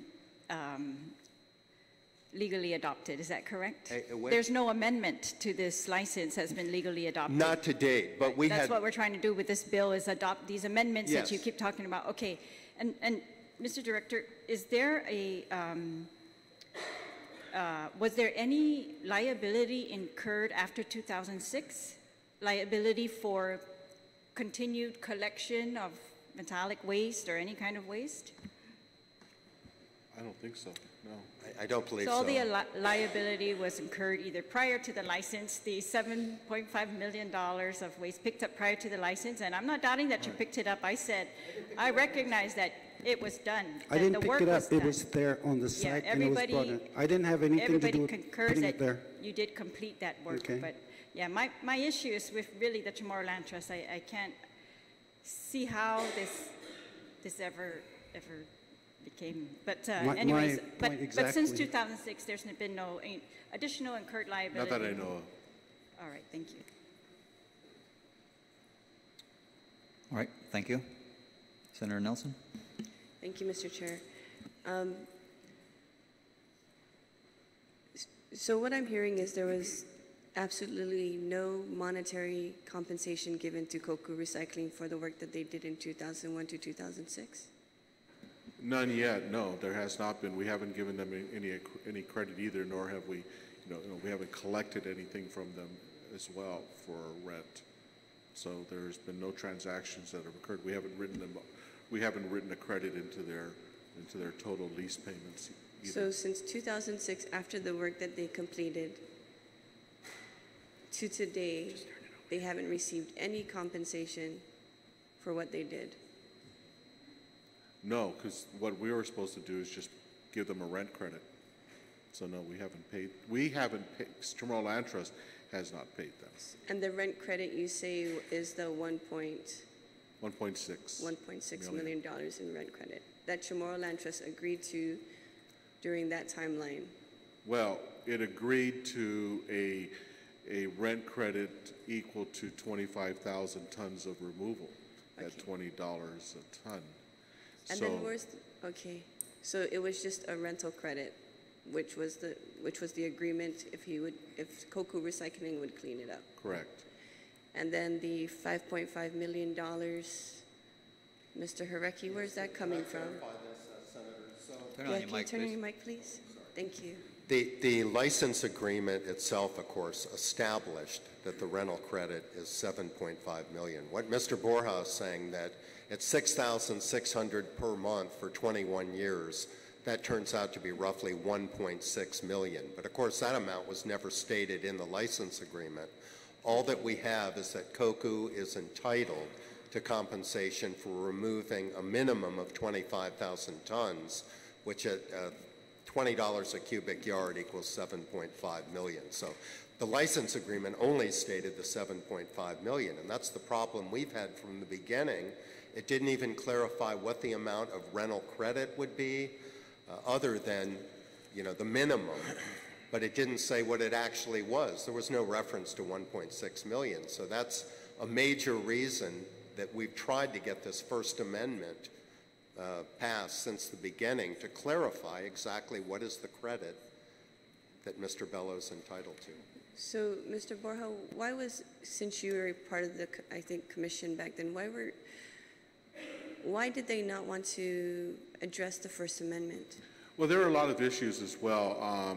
The party was dealing with Mr. Monty Mothmas at the time as the administrative director of the Chamorro Land Trust Commission. He became critically ill during a long period of that time, and so when it came to the commissioners at certain points, he wasn't available to be in the meetings, and we didn't have some of the details that he might have known. The commissioners, if you review the minutes, weren't totally familiar with the full details of what was going on and had requested for documents. In fact, even the chairman at the time who was working this matter, Mr. Oscar Calvo, no longer was on the Chamorro Land Trust Commission either. So the parties involved had now been removed, and we were left with, not with a gap of not knowing what the full details of the discussions were. Okay. So that's what happened. Okay, I'm limited. Thank you, Mr. Borja. I'm limited in time. Mr. Chair's looking as well. Senator, can I just add have a one point? more question. My question is, why are you waiting till now? Have you gone before previous legislatures? Why are you, I don't know, have you? No. I wanted to clarify one point about Mr. Mothmas and Mr. Calvo. They asked me to draft the First Amendment, and they agreed to it. We thought we had a finalized deal at that point in 2010. We had the actual First Amendment. I even added in the insurance provision at their request. So the correspondence I have almost confirms that there was an agreement. Now, it's true they never signed it.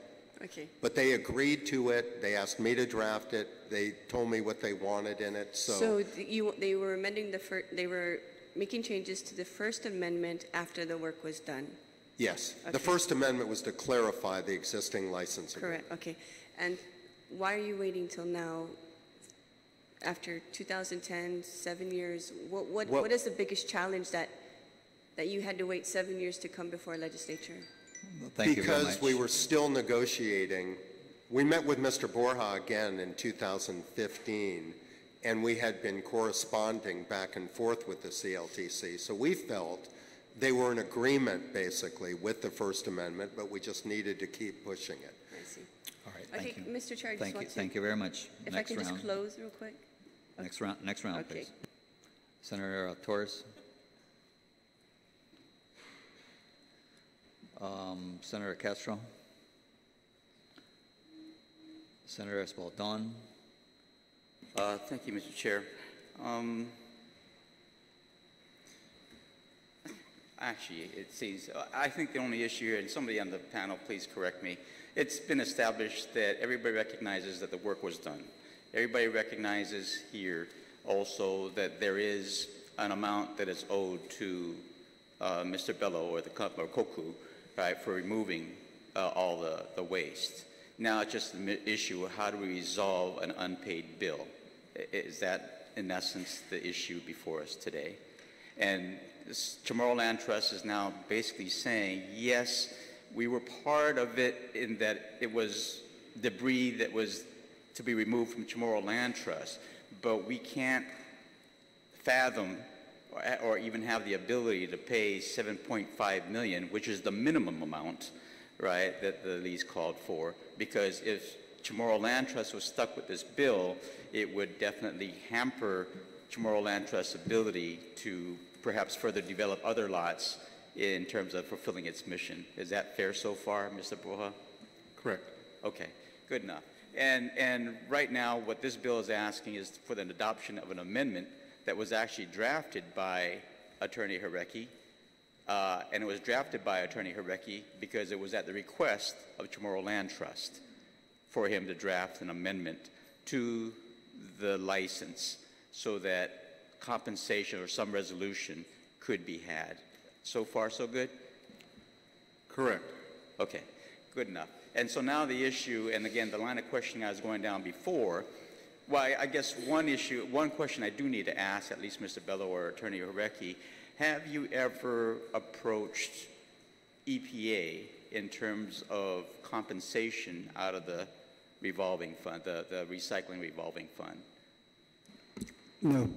Okay. And Mr. Bora, have you ever considered or asked EPA to consider making the payment out of the recycling revolving fund? No. Okay. And it goes back to a question I had asked earlier, and I think I got the answer, but sure, and I believe Attorney Jarecki is the one who kind of couched it this way. Yes, what is before us in this bill is one solution, but there may be others in which there might be a hybrid way to approach this. One might be to perhaps take a look at the amount that is due for the Barrigada lot, which would be about $1.6 million, and basically credit that to Koku. That brings the amount now down to roughly about $6 million, right? And now it's a matter of how do we address that $6 million. So far, so good? Okay. And it doesn't seem to be that there's any real, like Attorney Jarecki did say, any real disagreement amongst the parties. I think the issue now is just how do we resolve this? Since the payment, or actually what Koku is asking, is really the minimum, the very floor of 25,000 tons, when the records show that even just within a 2-year period, over this 5 to 6 year period, almost 20,000 tons was removed. And that's not even counting everything else that happened during those 4 years. And there was no records to justify that. But as was represented to us, that it could possibly be upwards past 50,000 tons that was removed. And so Koku is asking at this point, not for the full 50,000 tons, or maybe even 75,000 tons, which was even thrown out there. You're asking for the floor, which is 25,000 tons. And I just want to make sure, because through all those conversations, sometimes it's very hard to follow, and I'm just trying to make sure we all understand what this is all about. And this is all about making good on a promise to Koku to remove solid waste from this island, to clean up this island, and what Koku is willing to settle for right now is the very minimum amount, as was stated. And it was based upon a price which is much lower than what is being compensated to recyclers right now to remove waste. Right now, I think what was said is that $30 per ton, and through your license agreement, it was calculated at $20 a ton. And so the only issue is how do we resolve this matter on your behalf, correct? Yes, and I'm open. Okay. Whatever way, just give me Right, to bring closure, and I understand that. Because, you know, and Mr. Chairman, I don't have any questions. I just want to make sure that I understand and that everybody here in this room and who may be watching understands why we're even here. Thank you very much. Thank you, Mr. Chairman. All right, Senator Lee. All right. Obviously, this bill has a lot of complexities in it. I need to get through this agenda. So I would put this bill down to the bottom of the agenda, and we can go for a second round of discussions on it. And if that is not sufficient either today, then we will conduct a roundtable discussion so that we can continue getting to the details of the issue. So if you please would just wait, and we'll go on to the next bill. We do have a lot of other people who have shown up for the other agenda items. Thank you very much. Thank you, Chairman. Okay. The next bill on the agenda is Bill number 108-34, as substituted by the Committee on Environment, Land, Agriculture, and Procurement Reform. It was introduced by myself. And Bill 108 basically is an act that will rescind the administrative jurisdiction of Lot 1, Block 14 of Tract 2831 in the municipality of Talafofo, which was granted to the Department of Land Management under the Land for the Landless program many years ago. And to now vest the administrative jurisdiction of that particular property to the office of the Mayor of Talafofo and the Talafofo Municipal Planning Council, and to authorize the municipal entity to enter a partnership with a non-government, not-for-profit sports organization for the purpose of constructing a recreational sports facility therein. Staff, do we have the sign-up sheet? All right, signing up to provide testimony, Mr. Mike Borja.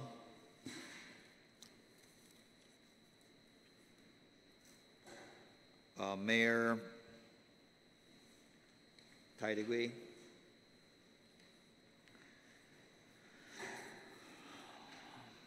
Mr. Joe Roberto. I'm going to start off with those three individuals, and then I will open it up to the other individuals who have signed up. So we'll start with the Department of Land Management Director, please. Again, good morning. My name is Michael Borja, the Director of Land Management. On Bill number 108-34, which intends to transfer Lot 1, Block 14, Tract 2831 in the municipality of Talafofo to the municipality of Talafofo and the Mayor's office to reserve the property for recreational use. Currently, the Chamorro Land Trust Commission has no issued leases in this area. However, the topography of Lot 1 is depressed, and it serves as a natural ponding area for this region of the village. Although it is not depicted as such on the survey map, this area was most likely not partitioned into residential lots for the Land for the Landless program because of the topography and the integral necessity for natural drainage flow.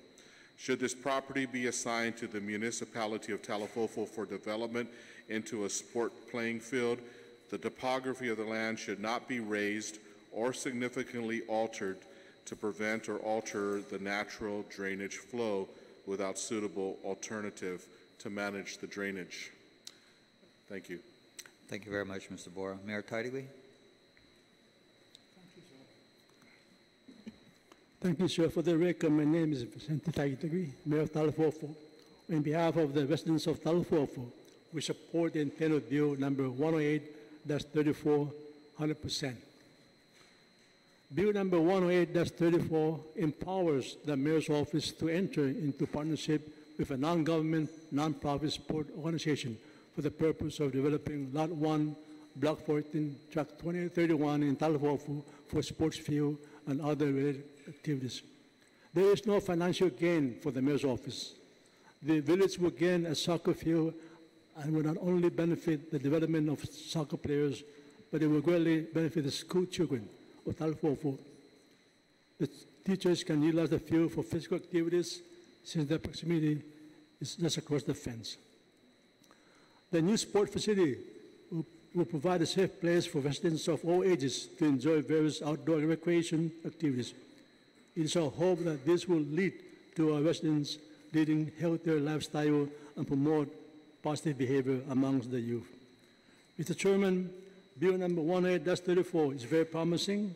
Stakeholders are anxious and ready to roll up their sleeves and move on. The enactment of Bill number 108-34 will provide the opportunity for the Mayor's Office and the Municipal Planning Council to enter into a public-private partnership with sports organization to develop sport facility. Guam Football Association is highly interested in partnering with the Mayor's Office and the Municipal Planning Council to achieve this major milestone development at no cost to the government. Jesus Marks, Mr. Chairman, for your confidence in our ability to get this done. I promise that we will not fail.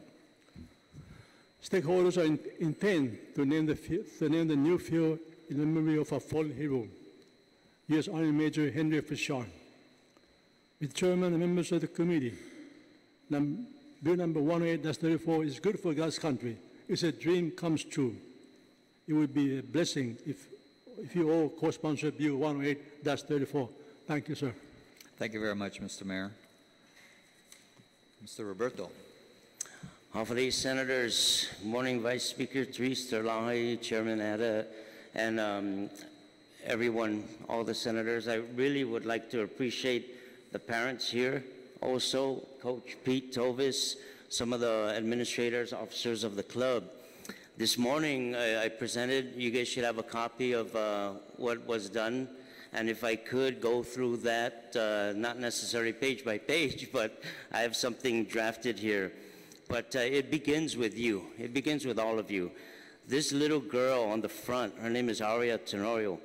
Her grandmother is a DOC guard, and she probably wasn't there to see her score that goal. But you could see the expression on her face that just pays for everything. It just really doesn't matter what we have to go through, because the bottom line, it's about kids like her, just like her. As we turn the page, you'll notice on the second page, with the soccer facility around that area, St. Francis Catholic School, Guam Adventist Academy or GAA, Talafofo Elementary School, Notre Dame High School, Inran Middle School, Inran Elementary School, and MU Lohan Elementary School. All of those schools, we have a club that has over 150 kids, and I could guarantee you all those schools, we have players in them, and we would like more. And that boundary line shares the Talafofo Elementary School line. So right there's a direct positive impact having that soccer field there. Now, on the next few pages, and many thanks to our architect who just did the Guam Museum next door, Andy Laguatnia, he was the one who plotted out that piece of property. As you can see right there, the picture next door is the Talafofo Elementary School.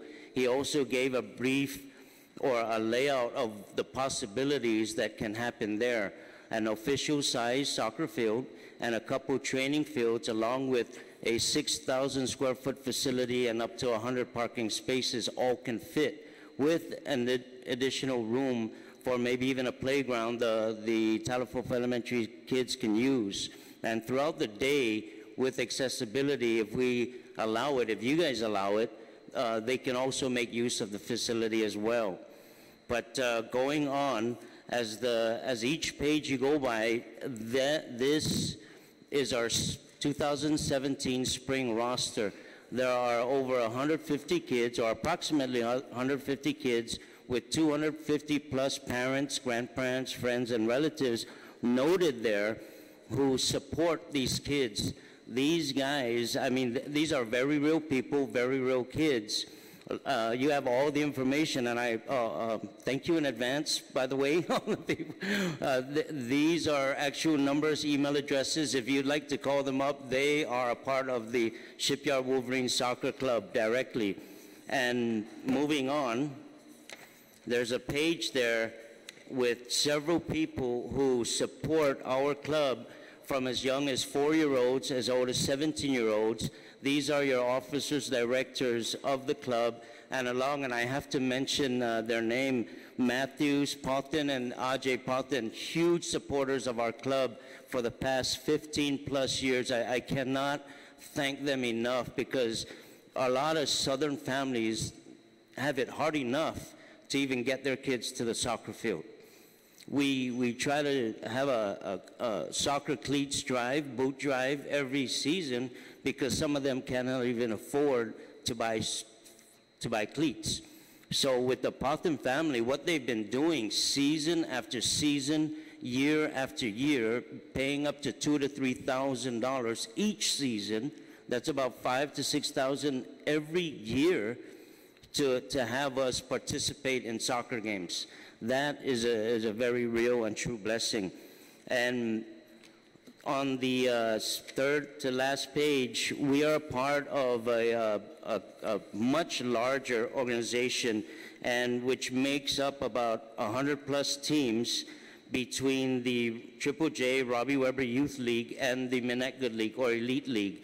There are literally thousands of kids that play this excellent sport here in Guam, and with one facility way up north, we drive every weekend from as far as Mauricio all the way to Harmon for a 20-minute match. Really, I mean, that's just the level of commitment we have from our players, and most especially the parents. Now, they also bring their kids to the Talafofo baseball field right now, and that's where we currently train, literally on a baseball field. We share it with rugby players, we share it with baseball players, we share it with American football players, we share it with hundreds of other players, and it literally is getting beaten up, for lack of a better word. But and I sincerely appreciate the Talafofo mayor for being here, because he knows full well what it takes, and he sees it every day. But at the same time, it's a very real blessing. If you go there this evening, you're going to see the Southern Cowboys American football team with the Shipyard Wolverine Soccer Club all on one field. You're going to see approximately 200 kids all corralled in one field. So one of the parents mentioned to me, please, Joe, you have to mention my 4-year-old running alongside sometimes a suited player who's 13, throwing a football field, kicking around a soccer ball as well. So there is also that safety factor we have to consider. Now, on the second to the last page, what I do plan on doing, if you allow it, if all goes well, I would truly appreciate we name this facility after one of our fallen heroes. Mayor, can you do this part?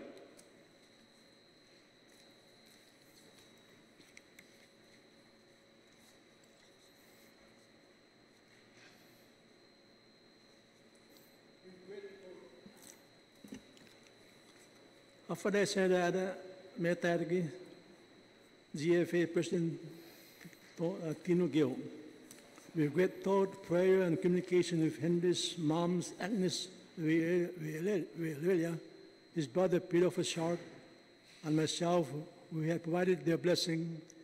It is a wish and request to we honor our hero, who at one time defended our freedom, Major Henry Fashard. The major selfish act and heroism will allow our entire community to remember freedom is not free. And in hopes we cherish every moment we are allowed to play this sport by grace of God and our freedom and our defenders of freedom. This email said This email acts of kindness and recognition by all will resonate throughout the entire island in a momentous way, never to be forgotten.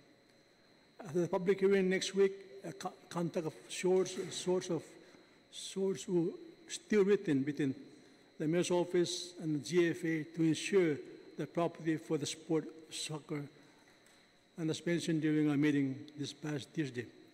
This is critical to us to secure funds from FIFA and AFC, administered by GFA. At the same time, an MOU between GFA and the Wolverines will take place. Thank you in advance for your understanding and cooperation in this matter. Best wishes, Joe Roberto. Thank you, Mayor. Major Henry St. Nicholas of Fishar, he was one of those who passed away. It's just close to my heart because at one point we all defended this land, and it really is. Right after high school, I joined the Marine Corps. My brother joined the Corps. My dad was in the Army. My son currently serves.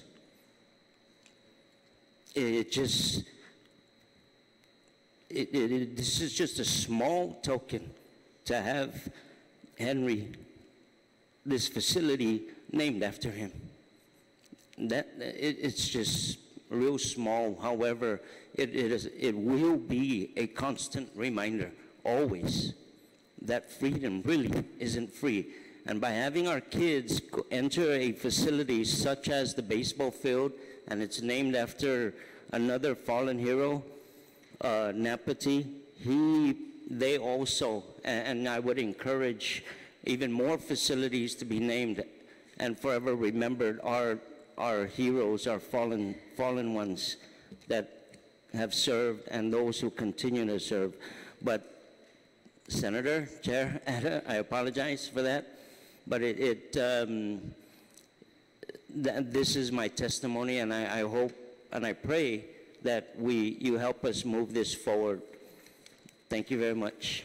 Thank you very much. And Mr. Roberto, I certainly commend you for the passion that you've put into pursuing an area that may be available in the southern in Talafofo for the kids out there.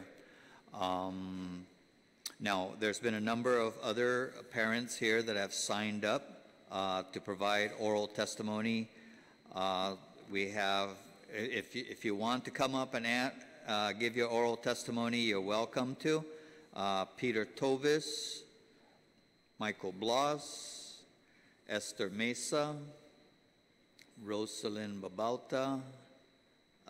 These are the individuals who signed up to provide oral testimony. You're welcome to come forward and add your testimony.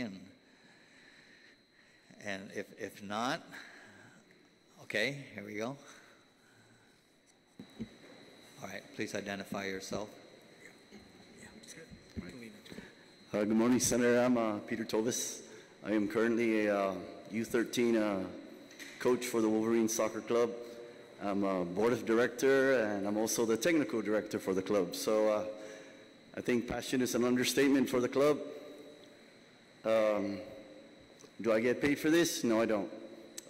We call it in the military love time. To see the picture on the little handout that Mr. President Joe over there gave to the senators, it's priceless. To see the kids come out when it's raining, it's priceless. So he said it was a commitment from the parents to drive up to the north to play a 20-minute game. That's priceless as well. So if the facility should stand up due to the agreement with the senators, you're going to see more smiles, more commitment. And who knows, we're not going to go recruit anybody from the States to play for Matao, because maybe that talent is in the heart of Talafofo or backyard of Jotnya. So please consider, and thank you for your time. All right. Thank you. So I take it nobody else wants to provide oral testimony. I will then open it up for questions from the panel. Senator Rodriguez, do you have any questions? Senator Morrison? Thank you, Mayor, Mr. Bora, and coaches that have provided testimony. Thank you for keeping our children safe and off the streets, busy with positive activity. Thank you so much. I just want to point out the testimony of the Director of Land Management. I know it states here in the title or the subject that it refers to a soccer facility, but the substituted build refers to constructing of a recreation sports facility. So I'm taking the substitute version now. It intends to make it more of a multi-purpose field. As you spoke earlier, the Talafofu facility encompasses many other sports, and rugby, baseball, football.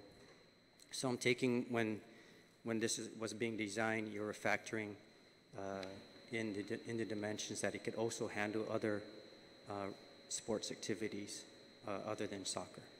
If that question is referred to me, the answer would be no. This is specifically going to be for soccer, and the main purpose is, or main reason why the funding comes from an outside source that really only provides for that sport. And the source would be FIFA or AFC, Asian Football Confederation. And they provide funding specifically and only for the sport administered in Guam by the Guam Football Association, or GFA. Okay. I just wanted to point that out because I'm just reading both titles, and ensuring that there's a clear understanding of what the intentions of the facility is for.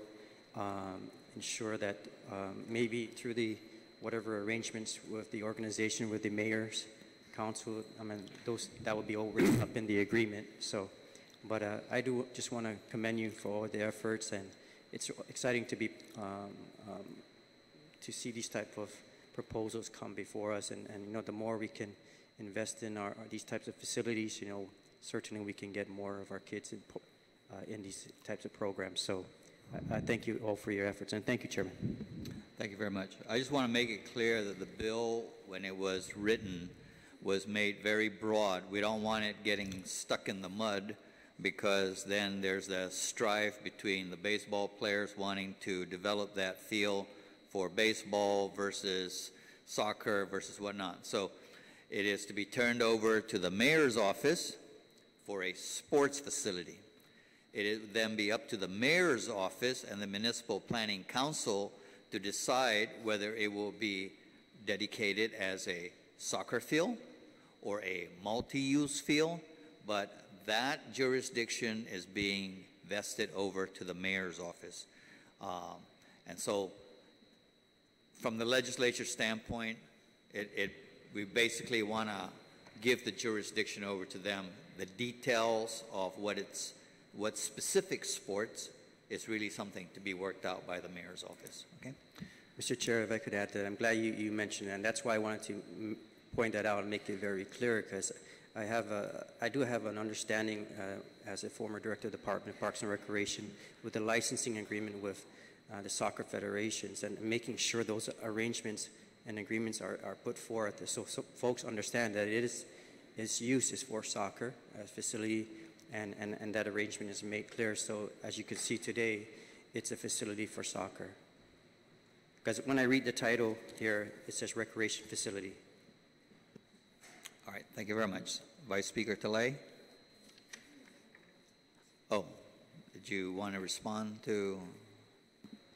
Yes, Senator, my goal is to, Southern Cowboys, give them a field for their own, soccer, have their own field. And my goal is to make the field a recreation baseball field, strictly for baseball. And that way we can invite over our, Korean baseball league players to Japan to come over and do the practice out there instead of going to Liu Palace, So that's our goal, is to get them all the different activities different sports their own field, you know. And right now it's looking so good. We got land to construct a football field. And thank you there, Mr. Borja, for that opportunity. And once we get the thing done, that will give me the opportunity to make the field a regulation baseball field. Thank you. The existing baseball field? Yes, sir. All right, thank you. Vice Speaker Talay?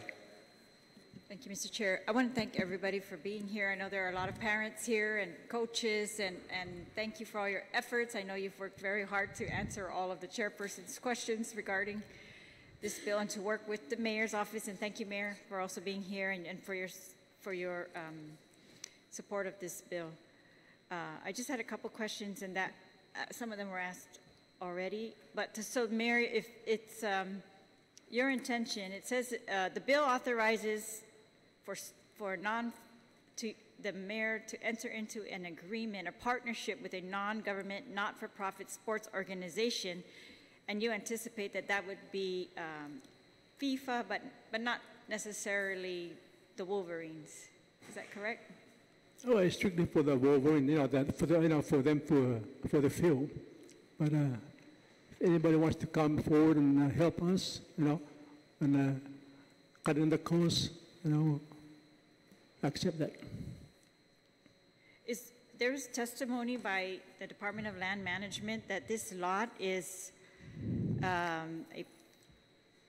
like a natural drainage area, and the topography should not be raised or significantly altered to prevent the natural drainage flow. Do you agree? No, I disagree with him. You know, when they developed the land for the landless program, Public Works construct a pumping basin across the area there, across the field, across the property. So all the water goes down to the pumping basin across the field. So there's no water, there's no drainage that goes into the field, see, into that track, 2031 lot number, because it's a higher elevation. So all the water roll down to the lowest part of the property, and that's toward the far end of the subdivision. I've been there for, you know, I grew up there and I never seen water fill up that area. You know, they all go down to the main drainage, to the pumping basin over and go to the street. Okay, well, I can't so I don't foresee any problem on the pumping basin. Well, I'm looking at the drawings that were provided by Mr. Roberto, and so maybe if that could just be made clear where here the ponding basin is, then if there is one, and this doesn't really show topography, but I just want to be sure about that, I guess. And is the adjacent properties in this area have no objection to this use of the? The adjacent properties, you know, is good, you know, Malamco, you know, and they're happy to improve that area and the school. And across the street, and all 4 inches.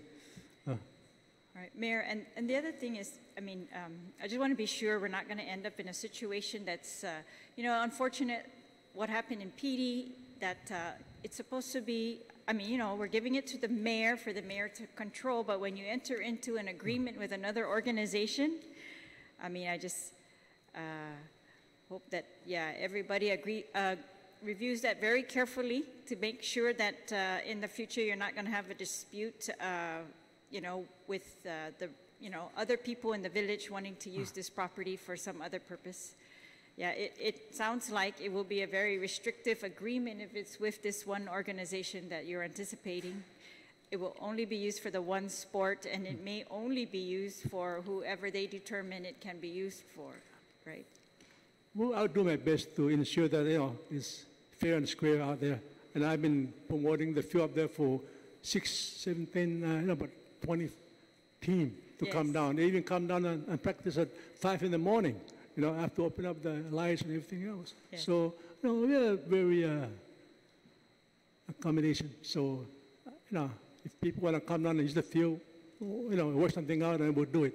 Well, I want to commend you for that. I know that there are many sports that are currently using the field that is open right now, and that like Mr. Roberto said, there are many villages from the south that are utilizing that, and Talafofo has been very welcoming for all these villages to come and have their kids play. So I want to thank you all again for your support of this. Thank you. Yeah, a few of this even overused, you know. You know. Thank you very much. Thank you. Senator Nelson. Thank you, Mr. Chair. Thank you, Mayor and Coach, and my friend Pito was back there. I want to thank all of the family members of Wolverines to coming out and advocating for this. Extracurricular sports are very vital parts of our children's development, and so I want to thank you for the commitment that you do for the kids and all your hard work. I'm really touched by all the support that the parents are giving, and especially all the testimonies and the comments that we received through email. And I thank also those that sent that, showing that the community is very active and very very supportive of this measure. I just have one concern, Mayor, that when the property is handed over and that it goes to the people that are, the groups that are advocating it, that you know that it is fair, and then also the ponding basin issue, to not see the soccer field flood, or perhaps a flood within the other areas in Talafofo Elementary School and the housing surrounding. So that's it, but I'm very supportive of this bill, and thank all of you for coming out here and taking your time and day to support this and advocate for it. Thank you. What I intend to do there, Senator, is I want to invite over a couple engineers, civil engineers, to look at the property, to ensure that no flooding in the areas. And I think we can do that. Me and Joe can handle that. We get some couple civil engineers and thank you, Mayor. assess the property to ensure that we comply with Mr. Borges' Okay, thank you, Mayor. request. Thank you, Mr. Chair. Thank you very much. Senator Torres. Thank you, Mr. Chairman. Mr. Chairman, I want to discuss what I believe this bill is about, because as pointed out by some of our other colleagues, the title of the bill doesn't coincide with the testimony that was provided to support the bill. And I want to address specifically testimony that was provided by Mr. Roberto in the form of an email to the president of the Guam Football Association. And I want to call your attention to the last paragraph of this bill, because of the testimony, I'm sorry. Because what I see here is this is really not a bill to give jurisdiction of this lot to the Municipal Planning Council of Talafofo and the mayor's office, who will then turn it over to a nonprofit organization for development of a recreational sports facility. What this bill is, based on what I've heard so far and what I've seen in the testimony, is really a bill to give jurisdiction of property to the Guam Football Association to build a facility, and to build a facility which, by the sketch provided by Mr. Roberto, includes 3 sports fields, a building, and a parking lot, which I imagine is a sizable investment. And this is utilizing funds from FIFA and AFC. So what I find very concerning about this testimony is in your submission on the last paragraph, you write, after the public hearing next week, and this email was written on August 31st, a contract of sorts will be written between the Talafofo Mayor's Office and the GFA, which is the Guam Football Association, to secure the property for the sport of soccer. And as mentioned during our meeting this past Tuesday, this is underlined, critical to secure funding from FIFA /AFC, which is Asian Football Confederation, administered by the Guam Football Association. At the same time, an MOU between the GFA and the Wolverines will take place.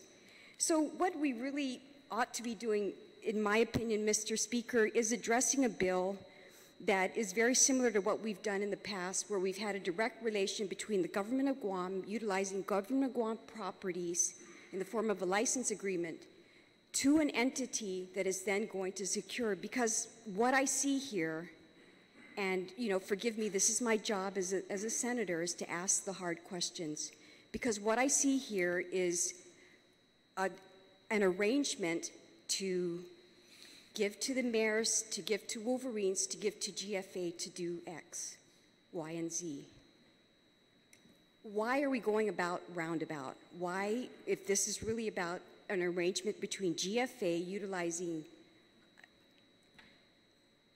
who knows how much money to develop this facility to the degree that it is anticipated, why are we not going directly to GFA? Because we do know that just looking at the testimony, we've got, I'm now interested in what the MOU between the Talafofo Mayor's office and Wolverines is going to look like, what the MOU between Wolverines and GFA is going to look like, what the funding commitment by FIFA and AFC to GFA is going to look like, and ultimately, what is the relationship between GFA's facility and the government of Guam as a whole and the citizens of Guam as a whole in the utilization of that facility?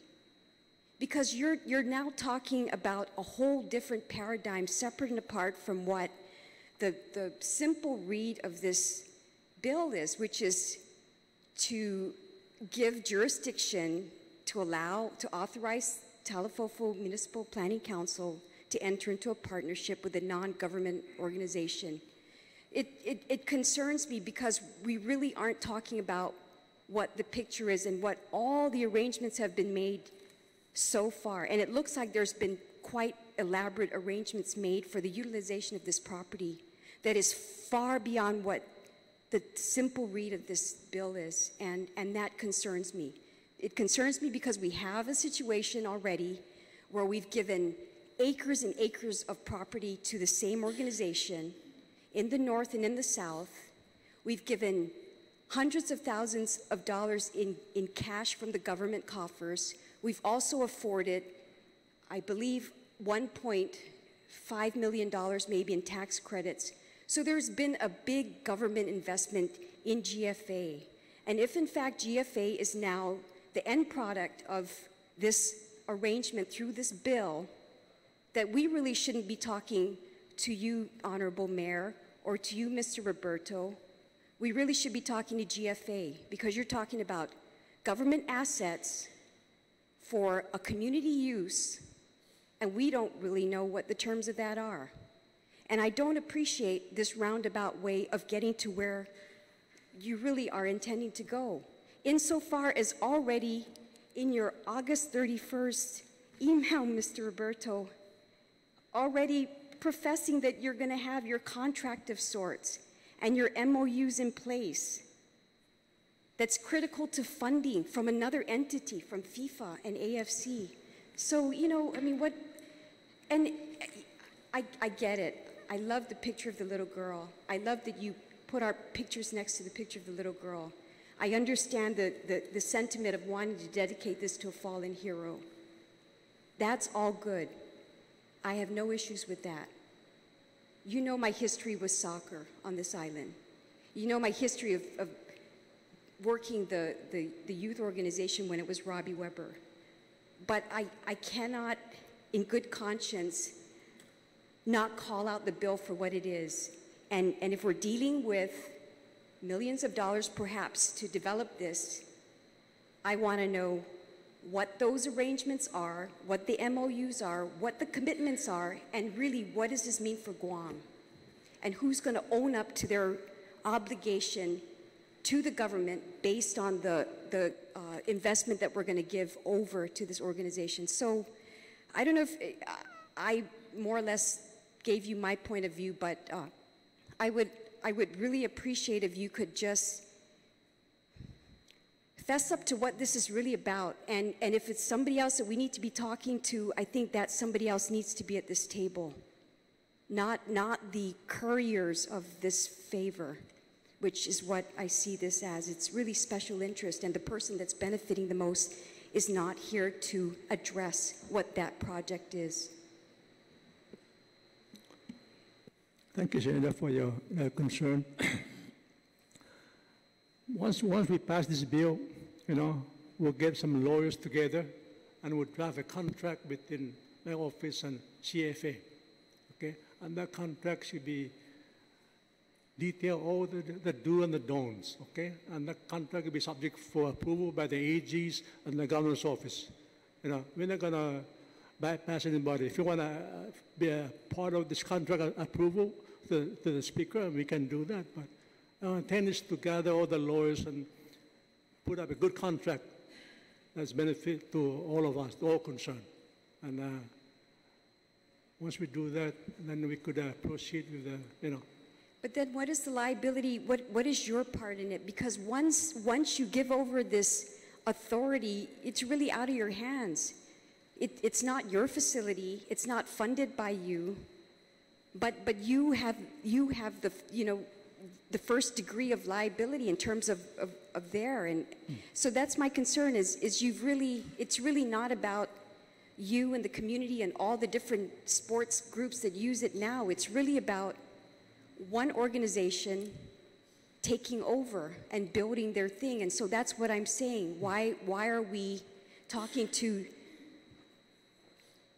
the middleman when we really should be talking about the guy who's Right. So Joe speak for himself, but once we do this, we'll lay out in details the do and the don'ts on the contract, and and that is our guidelines. So I don't. If I may, Senator, the drawing that was done by Andy Laguatnia, it was a favor. I wanted to see how we can use it. It's a dream, and it would be beautiful if that were going to be there, but the bottom line, the reality is it costs money. It costs money even just to draw up this plan. Now, if there's no money to build a 6,000 square foot facility immediately, then it's not going to happen. But at least we have a plan, a layout, a dream that would allow us to start somewhere and end somewhere. And this is the ultimate goal. And if it takes that time, that length of time, then so be it. But it will not happen overnight. And that's why the title at the very front with Arya, you guys are the beginning. And if this is the route we take, and like the mayor had said, there are going to be contracts in place that without the Attorney General's office and administration agreeing, it's never going to happen. So you guys are the beginning. You're the start. Thank you very much, Mr. Roberto. Senator Spaldon. Thank you, Mr. Chairman. That was just a very interesting conversation, and I'm not sure I can follow that all the way through to ask some follow-up questions. However, I do need to ask a question. And now that we've established this is for soccer only, there also is a need for playing fields for American football type. Is there a facility down in Talifo for anywhere down south that has a field like that?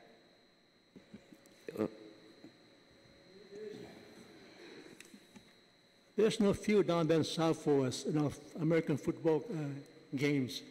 But right now, talking to Mr. Borra to give me some land so I could construct an official football field. And I said it's very promising that we can get this done in about a couple of years, So eventually we're going to have a field there for the Southern Cowboys and all other teams. Right. And that's a growing sport as well. And again, that affords a lot of young people the ability to go out and exercise and get involved, and a lot of parents are involved with that too. And that's why I think there is a little bit of concern if this is dedicated specifically for soccer, then perhaps it should say it specifically for soccer, just so it's very clear, right? The other issue, and it's been brought up, but Mr. Borja, your statement about the whole drainage issue, I can appreciate that, because if it's not handled properly and we do get a major storm, then the water that may not be accommodated in the ponding basin would then run into the homes as opposed into a lot like this. Is that in essence what you're saying? Yes, when they drew up the land for the landless subdivisions, I mean, this was an area that was left away, and it's also an area why we don't even have any leases for the Chamorro Land Trust in that area, just because it's depressed. I mean, the civil engineers can figure it out probably to do something, but my caution is that if they fill it to be level above what it is right now, it could pose potential hazards to the surrounding residents in the event of a heavy rainfall. Okay. Mr. Alberto, let me just ask you, since you seem Yes. to be involved in all this and, you're looking forward Thank to you. creating this whole field, has this issue of drainage ever been presented to you? Well, growing up in Ipan and Talafofo, going there all my life, like the mayor, I have never seen that area flooded. The beauty, the true beauty about this lot, it's almost, it's as if it were a natural stadium. It does go down, and to fill it up, to level it off would actually, in my opinion, and I'm not no civil engineer by no means, would be the wrong thing to do. What you want to do is build the field as it's plotted by Andy, the way it is, because you raise it up to a certain degree, but no higher than the surrounding area. I mean, I would love to see the natural way of the land used accordingly. Now, as far as ponding basin, and maybe we could ask Mr. Borja for his help in making sure that we make sure it's done right and proper at the cost of the government. Thank you very much in advance, Mr. Borja. Actually, Mr. Alberto, I think that would probably be more something that DPW would be responsible for. Them too. But no, there was a concern, and you did make the statement that in all the years there, you've never seen this place flooded. But then the extension could be that it's never been flooded because there is a depression in which the water could flow. And again, and I just say that it is a concern. Absolutely. Going forward, because the residents around the area, their properties could definitely be damaged if the natural flow doesn't allow for the water to drain naturally. And we've seen that in other villages. I've come from a village, and I come from Tamuning. Been there all my life, and yeah, we've seen the buildup of Tamuning and even Dededo and then all surrounding areas where there has been development, there has been leveling off, and then when it does rain, we get knee-deep water in some areas, and it would be a travesty really if that issue of drainage is not really looked at beforehand. So there is a little bit of caution on my part. Not that the concept is not good, because again, I think we all love to see the kids being active, not just the kids, but we're seeing even older groups, adults now getting involved just to live a healthy lifestyle. It's just a matter of how do we address the logistical concerns of all this. And of course, I would have to definitely engage in a better conversation with Senator Torres. She seems to have a lot more knowledge about the area that she's concerned with. And perhaps that might need to be discussed further as well. Thank you, Mr. Chairman. Thank you very much, Senator Spadon. Senator Lee? Thank you, Mr. Chairman, and thank you all so much for joining us today. I especially want to thank Mr. Roberto, Mr. Chovas, and all the officers, all the directors, all the parents who are involved I just think that all these opportunities, especially working with the mayor, opportunities for health and wellness for our children should be one of our greatest priorities. And I think that parent involvement in all of this and just seeing you all here today and being a part of this process is also extremely important. To give an example for our kids and show them how to build community and show them how to make a positive contribution.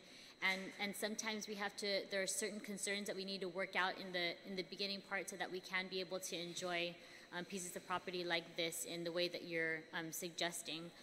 I guess my question, having heard concerns raised from some of my colleagues before, I have concerns about the infrastructure, and you were talking a little bit about that. What is currently in place right now? Maybe the mayor or Mr. Roberto can explain what's currently in place with regards to power and water in this area. at this moment, there's absolutely nothing in place. This is the first step. I really didn't want to move any step forward and use anybody else's resources, time, energy, if we couldn't even get past this legislation. Okay. And Mr. Roberto, how would you respond to some concerns raised by community members or other colleagues of mine if they were to ask you specifically about the organizations that you had mentioned, FIFA and GFA, and recent reports of mismanagement in those organizations and even possible corruption? What would you say to members of the community who raise concerns about that? Oh, I really appreciate that question, Senator, because I truly believe that they have justified everything and their actions, and from the FBI to the IRS, they have documentation, they have everything in place that answers, I believe, all questions. But today, I am not an officer of the Guam Football Association. I'm not a board of director. However, our club is a voting member of the association, and we are provided documentation. I mean, a tremendous amount of documentation to review. And, I sometimes tease others that, I do have a job too, and this is something that, thank you for everything you're doing, but just keep doing well, because at the end of the day, it's about our kids. And that really is the bottom line. And for many years, we continue, especially from down south, to continue to fight for everything. I fight for the Southern Cowboys. I fight for the Talafofo Rangers. It's just not about one particular sport. And if FIFA and AFC says, I'll give you X amount of millions of dollars to play soccer only, then by all means, we're playing soccer only right there in that area. And if you look, I mean, the map gives no justification for other sports, but just on the other side of the school is the baseball field. And 50 feet away is the community center of sorts, or the gym that hosts volleyball games and basketball games. So really, every sport is represented there except for soccer and American football. And I believe the mayor is we're all working together to make that happen. But, again, one step in front of the other. And I truly wish, if we can do this without GFA, if we really can, you give us millions of dollars to build a American football field, plus soccer field, plus volleyball. I mean, let's do it. Let's forget FIFA. Let's forget AFC. Let's do this for the kids of Guam, ourselves. But again, it goes, what monies do we have for this? I mean, the testimony earlier, I felt for Mr. Bello. But if we can find outside funds that does not use local funding, I mean, this is it's a gift. Let's make use of it. I appreciate that. Thank you, Mr. Chair. Thank you very much, Senator. We got time for one more round. Does anybody have any, Senator? Thank you, Mr. Chairman. Real quick, you mentioned many sports. I know I brought this up, and that's why I looked at this title, and I wonder if the organization mayor, I mean, this is the bill calls to turn it over to the municipality and for community use for sports. So would it be an issue to work with the organization to see if this could be a multi-purpose sports facility? We mentioned other sports, and I'm sure your athletes are multi-sport athletes. Yes. And that's the challenge we have in this island. And I'll be the last person that you see. I want sports facilities everywhere. Yes. But I'm just thinking the challenges that we're having, and we've seen it, a football team getting kicked off a baseball field. Correct. And I'm just hoping that, we could try to see if we could do this right the first time, that the community knows that it could be used for other sports activities. There's even talk about Paseo being converted into a multi-purpose facility because times have changed. Yeah. There's more competing sports, and it shouldn't only be used for just baseball. And I'm a baseball player, but and a good one too. But I just want to see if that could be worked out. The mayor and organizations, if it could be, if that language could be changed to a multi-purpose, or maybe look at the property and maybe designate a certain area for the soccer field, because I think there's more than enough. I think you're building 2 fields. One fields? official size and then 2 smaller fields. There is not enough space for 2 fields.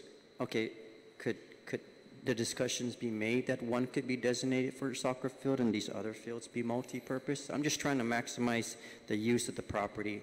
And you said it yourself, Coach, that your kids are multi-athletes. Yeah. And I'm sure they could use it for the field for their other sport. And I just want to see if we can maximize the facility. Well, after discussions in the past with the mayor, there are many other acres, government property that can be used for a American football area, and that will come one day. But for the sake of this legislation here and sourcing funds, it really deals with that, and Senator Torres there is absolutely correct. That organization, in order for us as a community to receive those funds, it can only be used for that specific purpose or sport. Now, what happens after that, let's say, for example, part of a coach's training, which I do, is sometimes it's healthy to play other sports. And if it happens to be on that same field, it's up to the coach. It's part of that training program, whether it be yoga, whether it be stretching, but it has to be a soccer facility. Now, the mayor did mention to me in the past of 12 acres that is in Talfofo, and maybe Mr. Borja and the mayor can work on that for American football. And if that comes to fruition, you will have American football, baseball, and soccer all in one village, but in 3 separate areas and focused for that sport. All right, thank you very much, Senator. Vice Speaker? Thank you. Mr. Barr, could you tell us how many acres is this property, Lot 1? It's approximately 7 to 8 acres, 30,000 square meters. 7.7 acres, it's on section 2. Something like that, yeah. All right, thank you.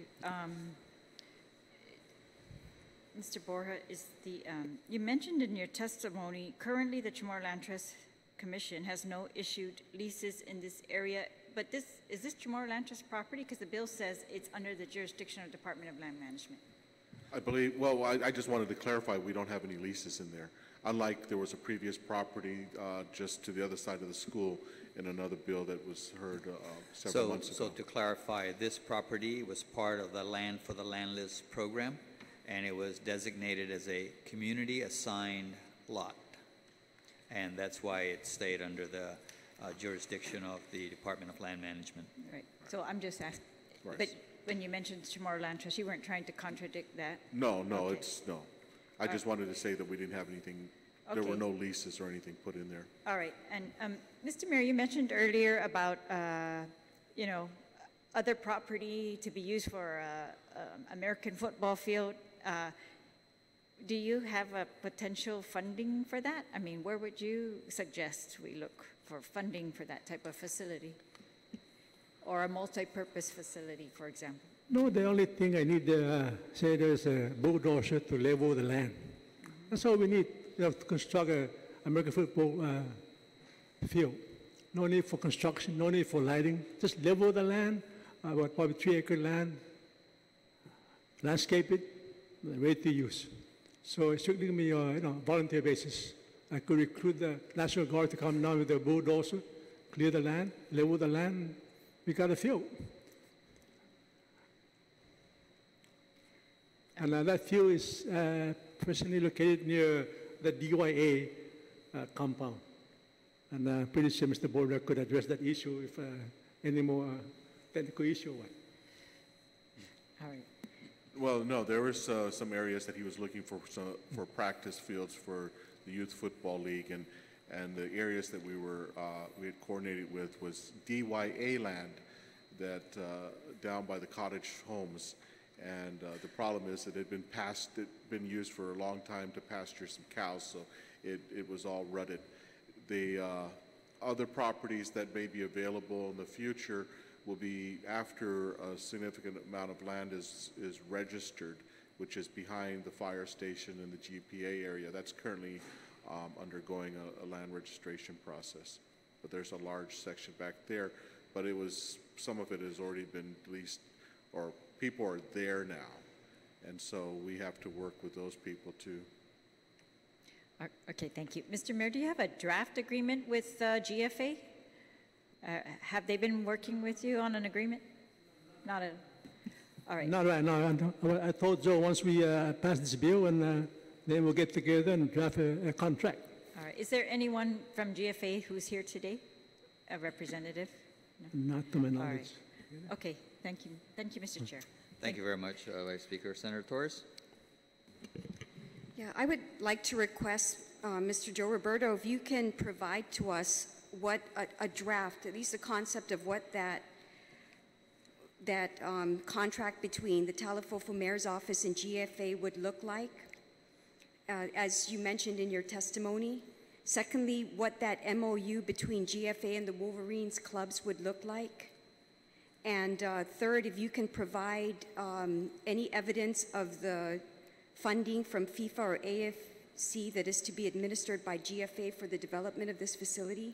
Because I think that all those things are very critical to understanding why we are going to designate this land for this purpose. And it is all relevant, in fact. And, you know, in terms of how it relates to the mayor's office as well, being the first, the one who has authority over the land and the authority to give license to the land to someone else. I think that all those things have to be vetted out even before we decide on whether to vote on this legislation. So, Joe, if you can, you know, you actually stated that you're going to be signing off on it right after this public hearing. So clearly you've been contemplating what that arrangement is. So if we can have a draft MOU and a draft contract, and also evidence of the commitment of that funding, I think that would be important. And part of why I bring that point up is we've seen in the past in the legislature that there's been many circumstances where land has been given over to the jurisdiction of a municipality, and the objective has never been completed. And then it tends to be, there's a reversionary clause, it tends to revert back. So I think in the interest of utilizing a limited pool of land in the government, that if we are to designate lands, that there is a clear plan and commitments in place that would suggest that the land will be used as contemplated within a reasonable time period. So if you can get that to us, that would certainly help in. Senator. And there is a reversionary clause in the bill in Section 5. Okay. Thank you. Yeah, Senator, I have a question. Taurus, what was number one?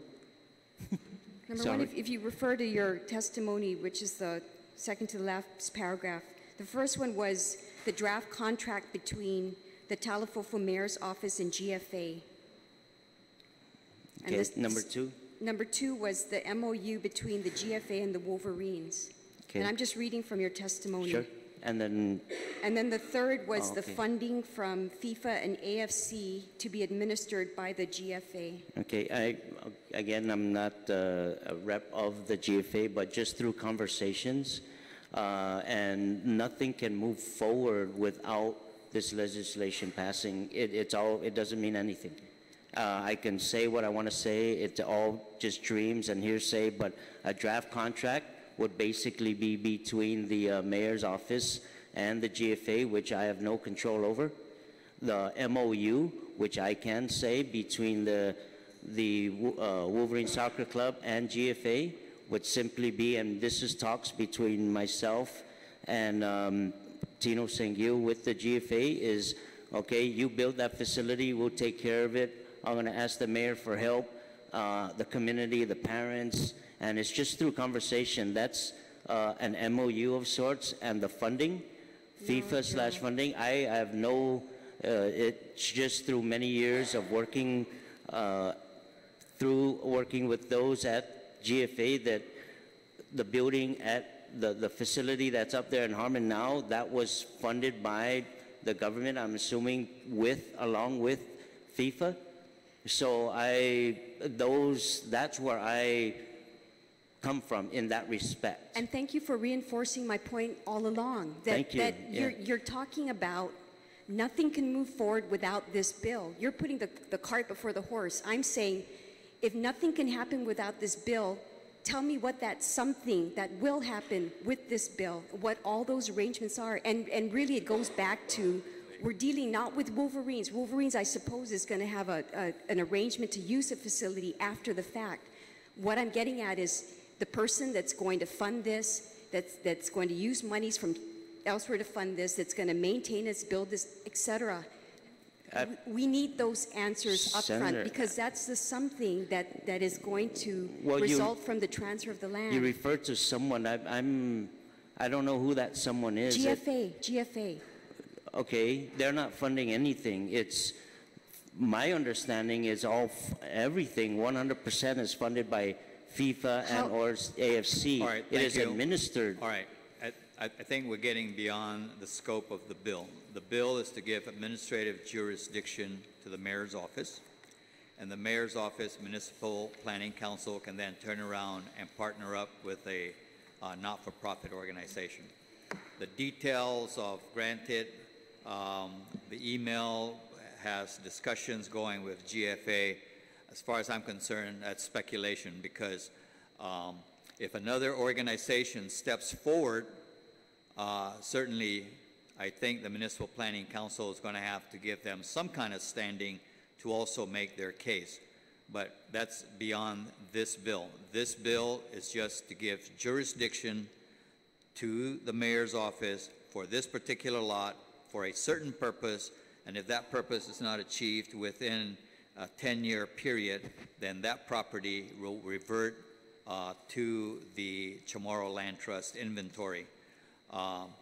And so I think because of the concerns that were raised, we may need to put language in there, for example, that if there's going to be any kind of a long-term relationship with the, I know it's in the testimony, but I'm saying because of the concerns that were raised, and I think they're very valid concerns, then we may need to add language that may require that if the Municipal Planning Council is going to enter into certain relationships with a nonprofit organization, that it may require then that agreement will have to come down to the legislature for approval, okay?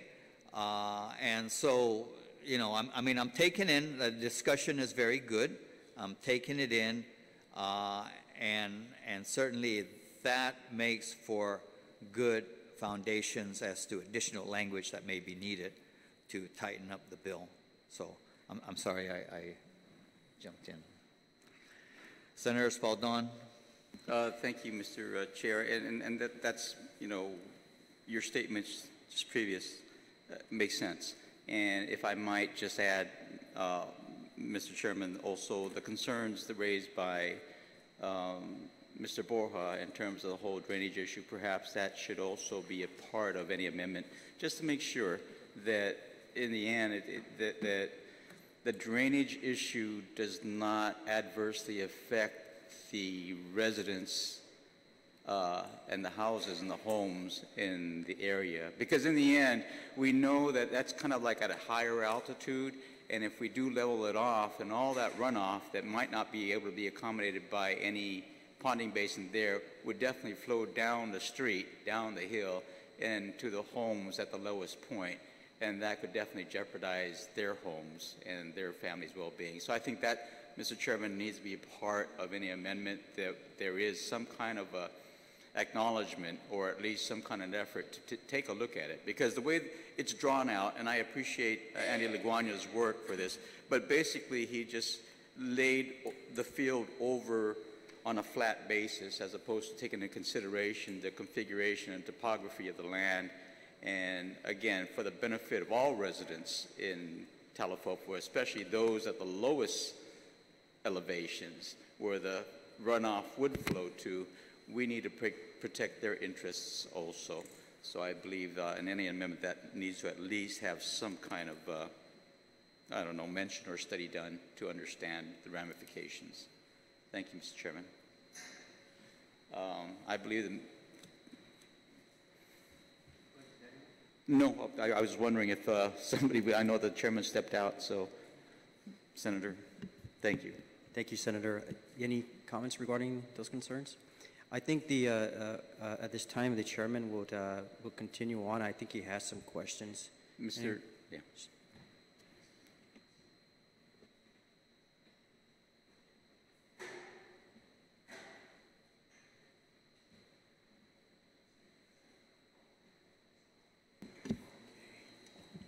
I did, if I may, Mayor Tadegui, I did have a follow-up question. The way the bill is written, it's contemplated that. Oh, I'm sorry, Senator Nelson, I didn't realize you were going to speak. Please excuse me. On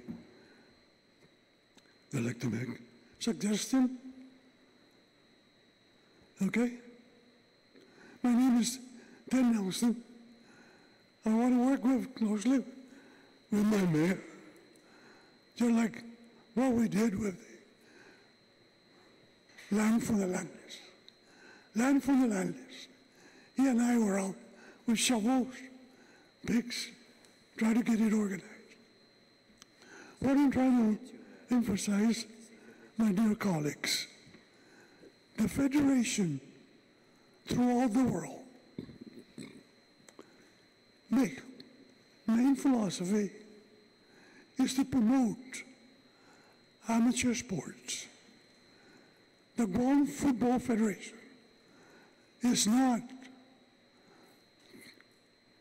to monopolize that United kids would have to go to Dedido and play soccer or Talofofo.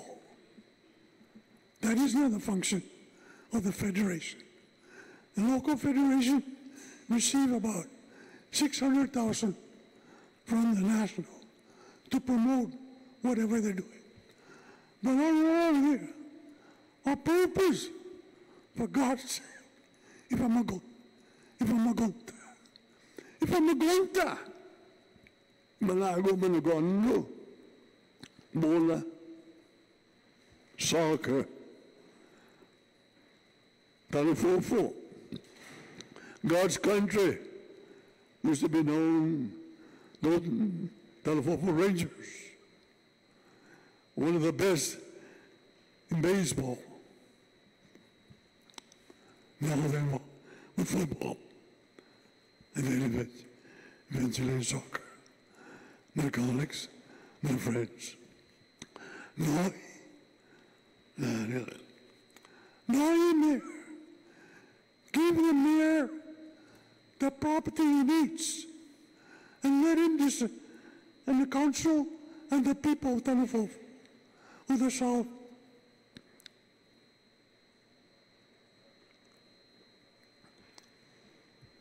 decide what they want to do. For God's sake, take it away from the Chamorro Land Trust. Transfer it to the mayor's office.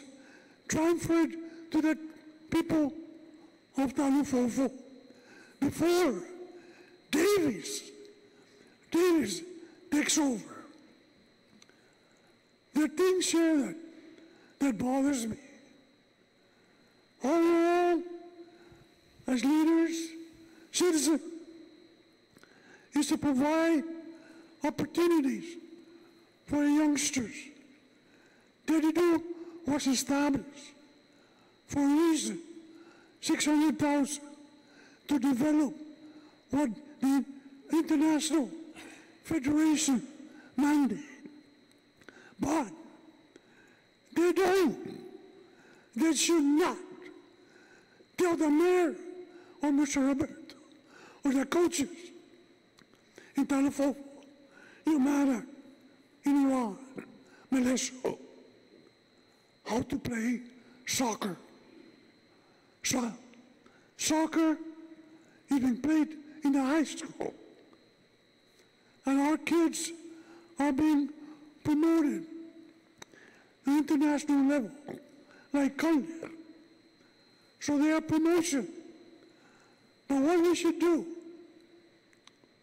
should not deprive the mayor, and I have to keep repeating, and the council, and the people down south, ownership of properties or sites for sports activities. It'd be stupid if the basketball federation would say, boys from Talafofu, you go to sports complex. That's not the purpose. Our purpose, our role, Dispense 7,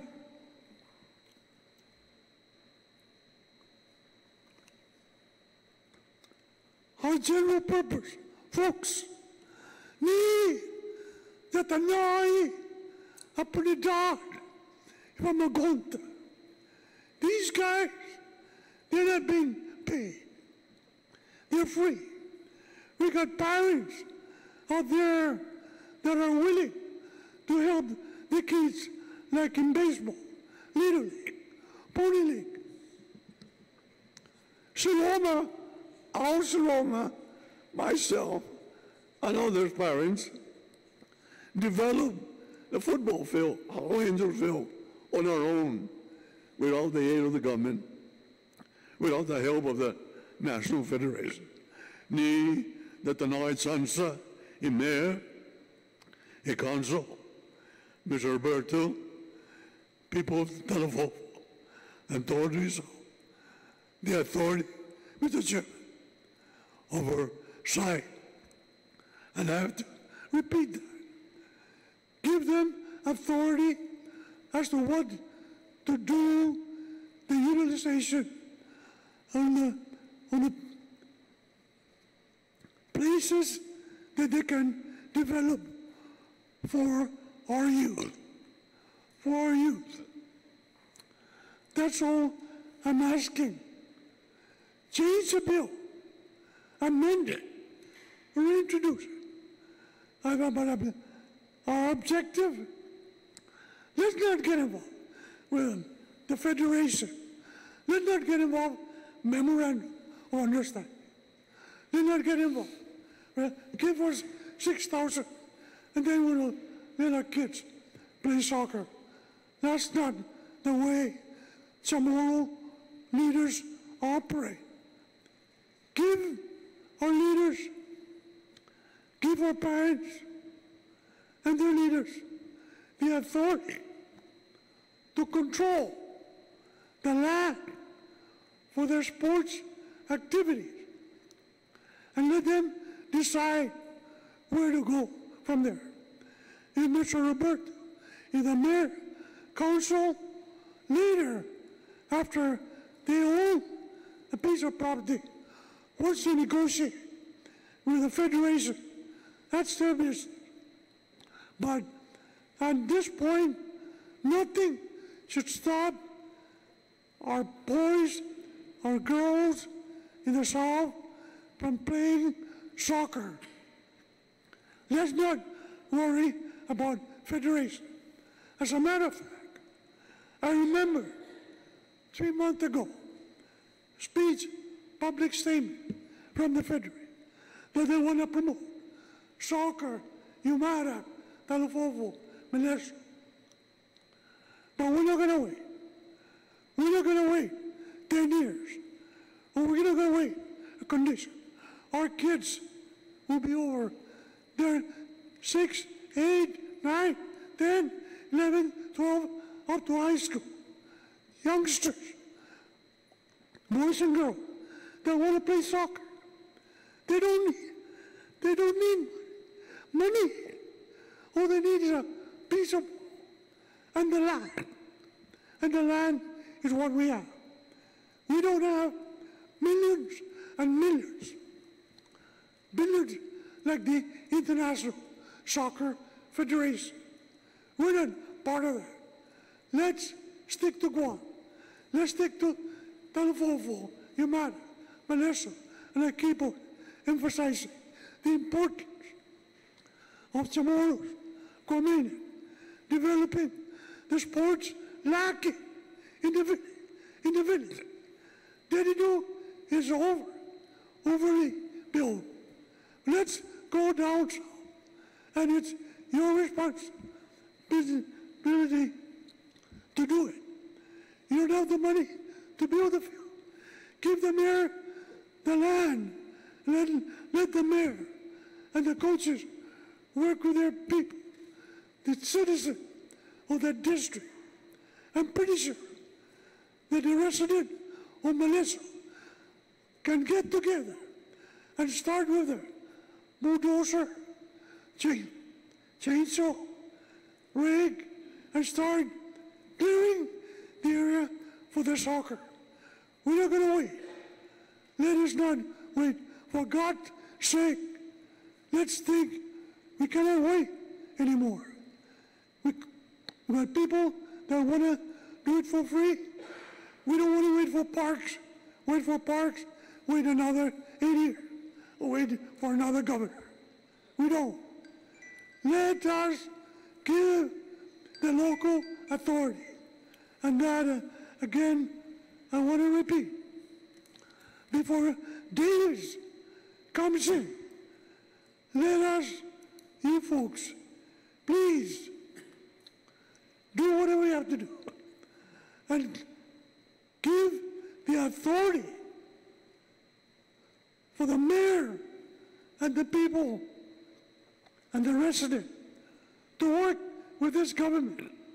Worry about funding, basin, that's public works.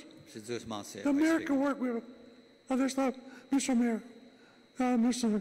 Chairman. So please put forward. Those are just some. You have to excuse. I don't know, but this touches me. I'm a PE. Well, I admire you that you have not lost your passion for looking out for the people, and certainly appreciate your input. I grew up like Tommy with a ball and a bat. Up to now, I majored with a ball and a bat. And that thing is my passion. It's like Tommy, passion in baseball. Catalina is basketball, and everybody else. So with that, Mr. Chairman, those are some of the points that I would like to get. I am for the people and the mayor of Talafofo to control their own sports activities without any interference from any federation. Okay. Thank you, Mr. Chairman. Thank you, Senators.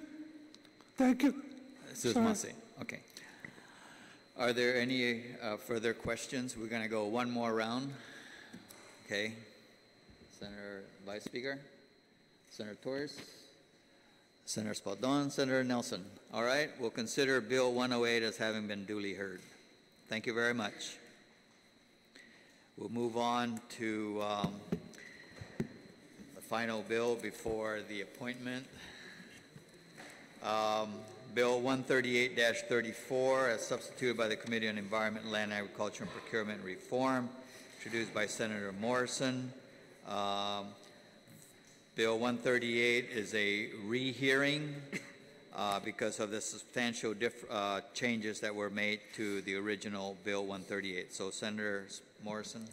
Thank you, Mr. Chairman, for scheduling the second public hearing on Bill number 138 as substituted. The revised version of Bill 138 is simple. The measure proposes to prohibit political signs on public property. Moreover, the bill doesn't impact the placement of political signs on private property.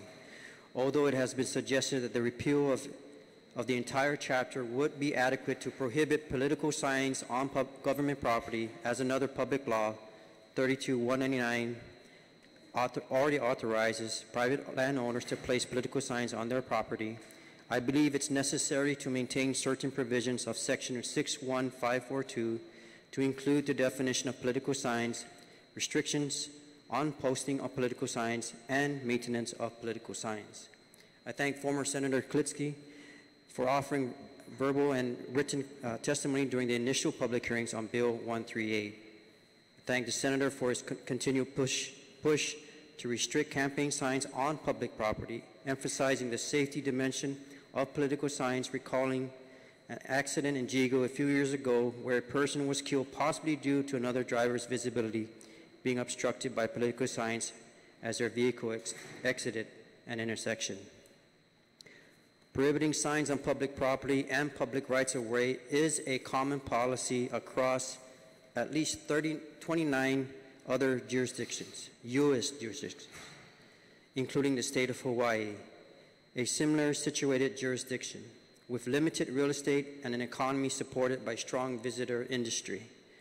While some may argue that the issue of political signs isn't a priority, I would suggest that aside from this being a matter of public safety, excessive and poorly maintained political signs have the potential to adversely affect Guam's image as a clean island paradise in the eyes of our guests.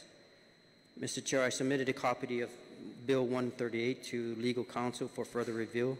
I continue to work with the office and your office team, and I appreciate having this second public hearing. Thank you. All right, thank you very much, Senator.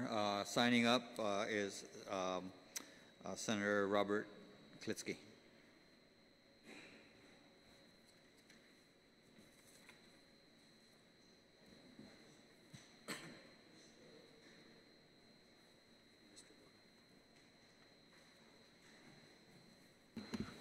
Thank you, Mr. Chairman. In light of the lateness of the hour, I will attempt to be uncharacteristically brief. Thank you very much.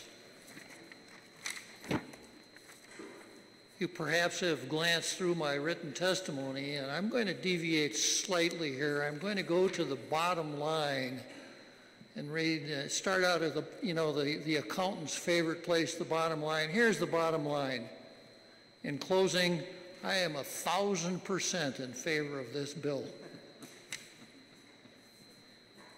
Beginning at the beginning, Honorable Senator Tom Anna and members of the Committee on Environment, etc., Victor Hugo once upon a time said, "Nothing is more powerful than an idea whose time has come." Cleaning up our road signs during election season is definitely an idea whose time has come. There are at least 10 good reasons for passing Bill 138. One, our highways will be safer. A traffic fatality in Jigo several years ago arguably had a political signs dimension. Two, political signs are eyesores and constitute visual pollution. Three, political signs tend to mask the natural beauty of our island from our tourists. Most tourists don't come here to see our roadside displays of political laundry. Visual pollution is not attractive even if beautified with the pictures of candidates. I might make an exception or two there. Passage of this bill has a popular democracy dimension. It increases the chances for election of challengers. It is often difficult for a challenger to round up a sign erection crew. There's a question. Is it easier for an incumbent to round up a sign correction crew? 6, quote, "Vote for me" signs in the roadway are not an effective route to election or re-election. At the hearing on this bill held on August 10, a self-identified political savant instructed that no evidence suggests that highway signs are the cause of the election of anyone. It's not so for the converse, however, as 6 people found out. 7, if nobody can do it, nobody has to. Political parties and candidates won't have to allocate any resources for highway signs. Under the current law, there is a sort of reverse chicken mentality concerning highway signs. Quote, "If I don't want to forswear highway signs when everyone else is putting them up, what if I lose?" So if they're allowed, there's a compulsion that everyone thinks, I'd better do it. It's kind of the reverse of mutually assured destruction. However, if political signs can't be put up on the roadway, then everyone gets a pass on that expense. 8, if this bill becomes law, the benefit it if this bill becomes law, it establishes a, quote, "political signs non-proliferation zone" to the benefit of everyone. 9, a candidate freed from the expense of political highway signs could use means of campaigning more message-oriented than the hackneyed "Vote for me" slogan adorning a sign composed of the picture and names of the candidate.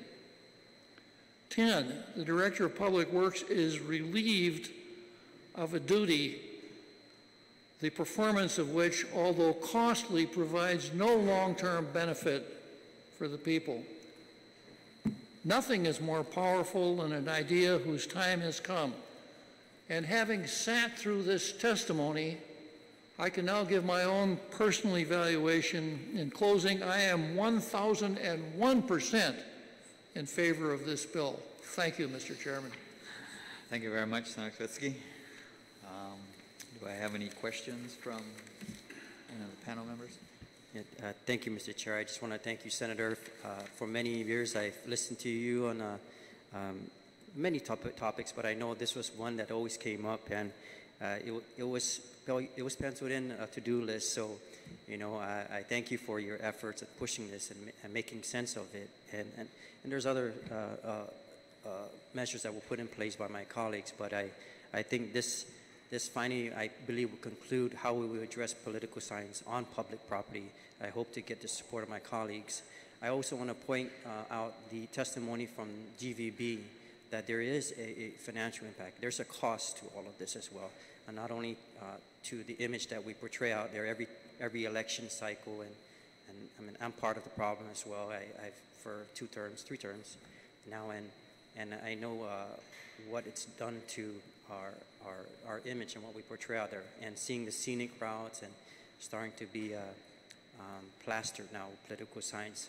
But GVB has also pointed out the impact in man-hours through their testimony, and that every election cycle, that man-hours to maintain our scenic routes, maintain our roadways, has gone up substantially for those time periods. So I also want to point that out, that there is a financial impact to the type of resources that go into maintaining our roadways when election season comes around.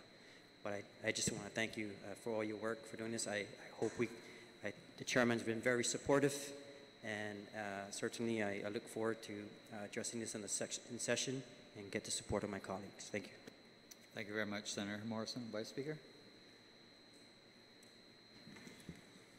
Thank you, Mr. Chairman. This bill's been substituted, and the changes are quite different than the original. And that's right. That's why we had a second hearing. Yeah, so I'm just looking at it for the first time today, and it absolutely prohibits political signs on public property at all times. I thought it was curious in your testimony, Mr. Kliski. I mean, I'm going to talk to you because you're the only one here for this bill, but that you said this increases the chances for election of challengers. And it's been my personal experience that the opposite is true. It's that people get familiar with faces, perhaps, or names, and then you know, interviews or in news and anything else, social media becomes more relevant for the public because they already know that person's running. But I think incumbents have they've already got an advantage, I would think, in every election. They are able to have forums, right? Natural forums to be heard by the media, to be heard, to be published on the TV, just like we are right now, and that. So I would think that prohibition of all signs, which is really one of the cheapest things that I think is done in an election, besides the free ones, are the signs, because media is expensive. Getting on the TV without, you know, being an incumbent, I think is very prohibitive for very many candidates. And at the last hearing, somebody said that social media is prevalent now, but I don't find that to be my experience either with the people I talk to.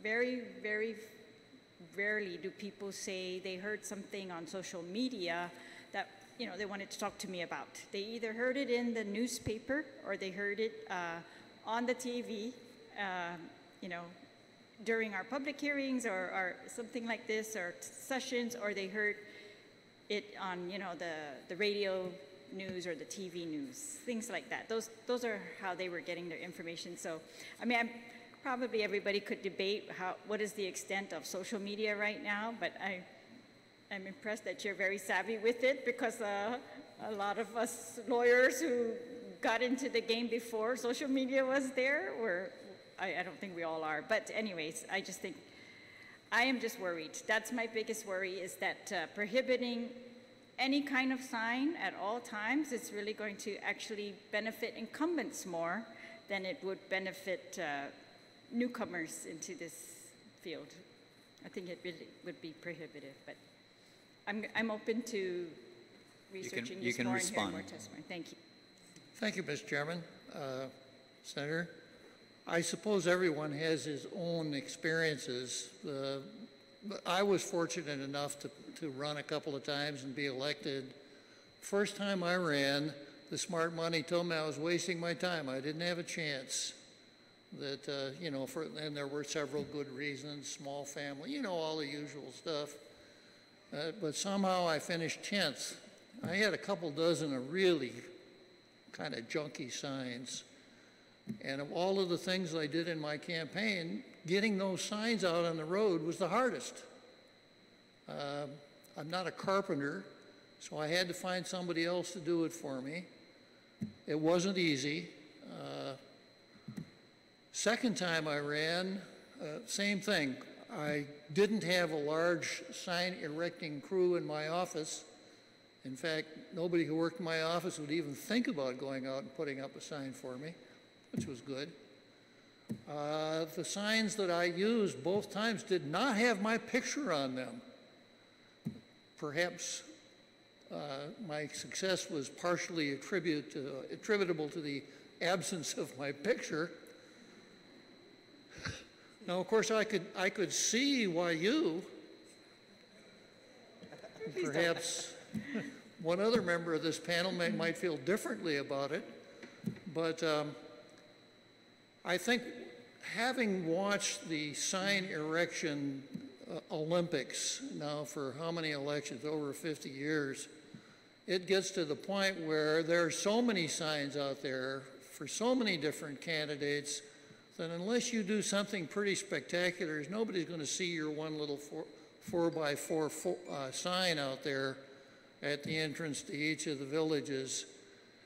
And I still hold, contrary with all due respect to your belief, I don't think anybody gets elected based on signs. However, we did see the power of signs in the last election, where that 8 sign cause some people to get beaten, but it's Absolutely. Okay. it's kind of like the old thing about if a dog bites a man, it's not news, but if a man bites a dog, it is news. So as persuasive as your line of sort of questioning was, Senator Terlahi. We're just having a chat here. Okay. Thank you. Thank you very much. I'm going to hold firmly in my belief that political signs do not increase the odds of a person being elected. Okay, thank you. Senator Torres. Senator Spaldon.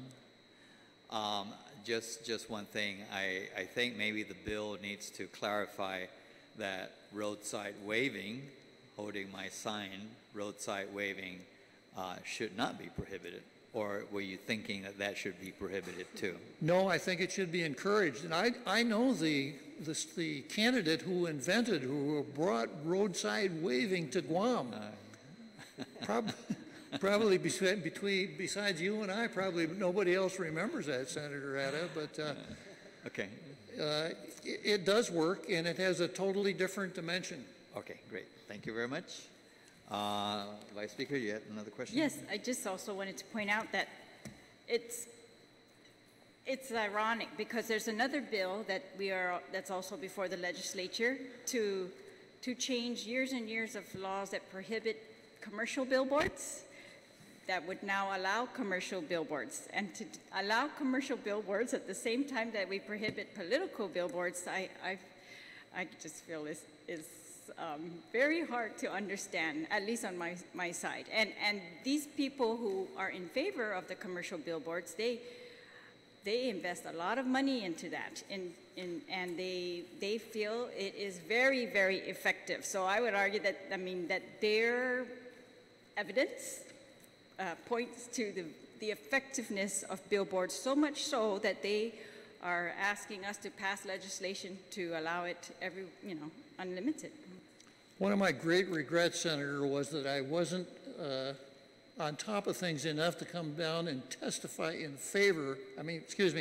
testify in opposition to that billboard law. That was horrible legislation, and I'm glad to see that a few stood up and opposed it. But I would distinguish the two. It's a little different when you're selling, say, beer or insurance than when you're engaged in political campaigning.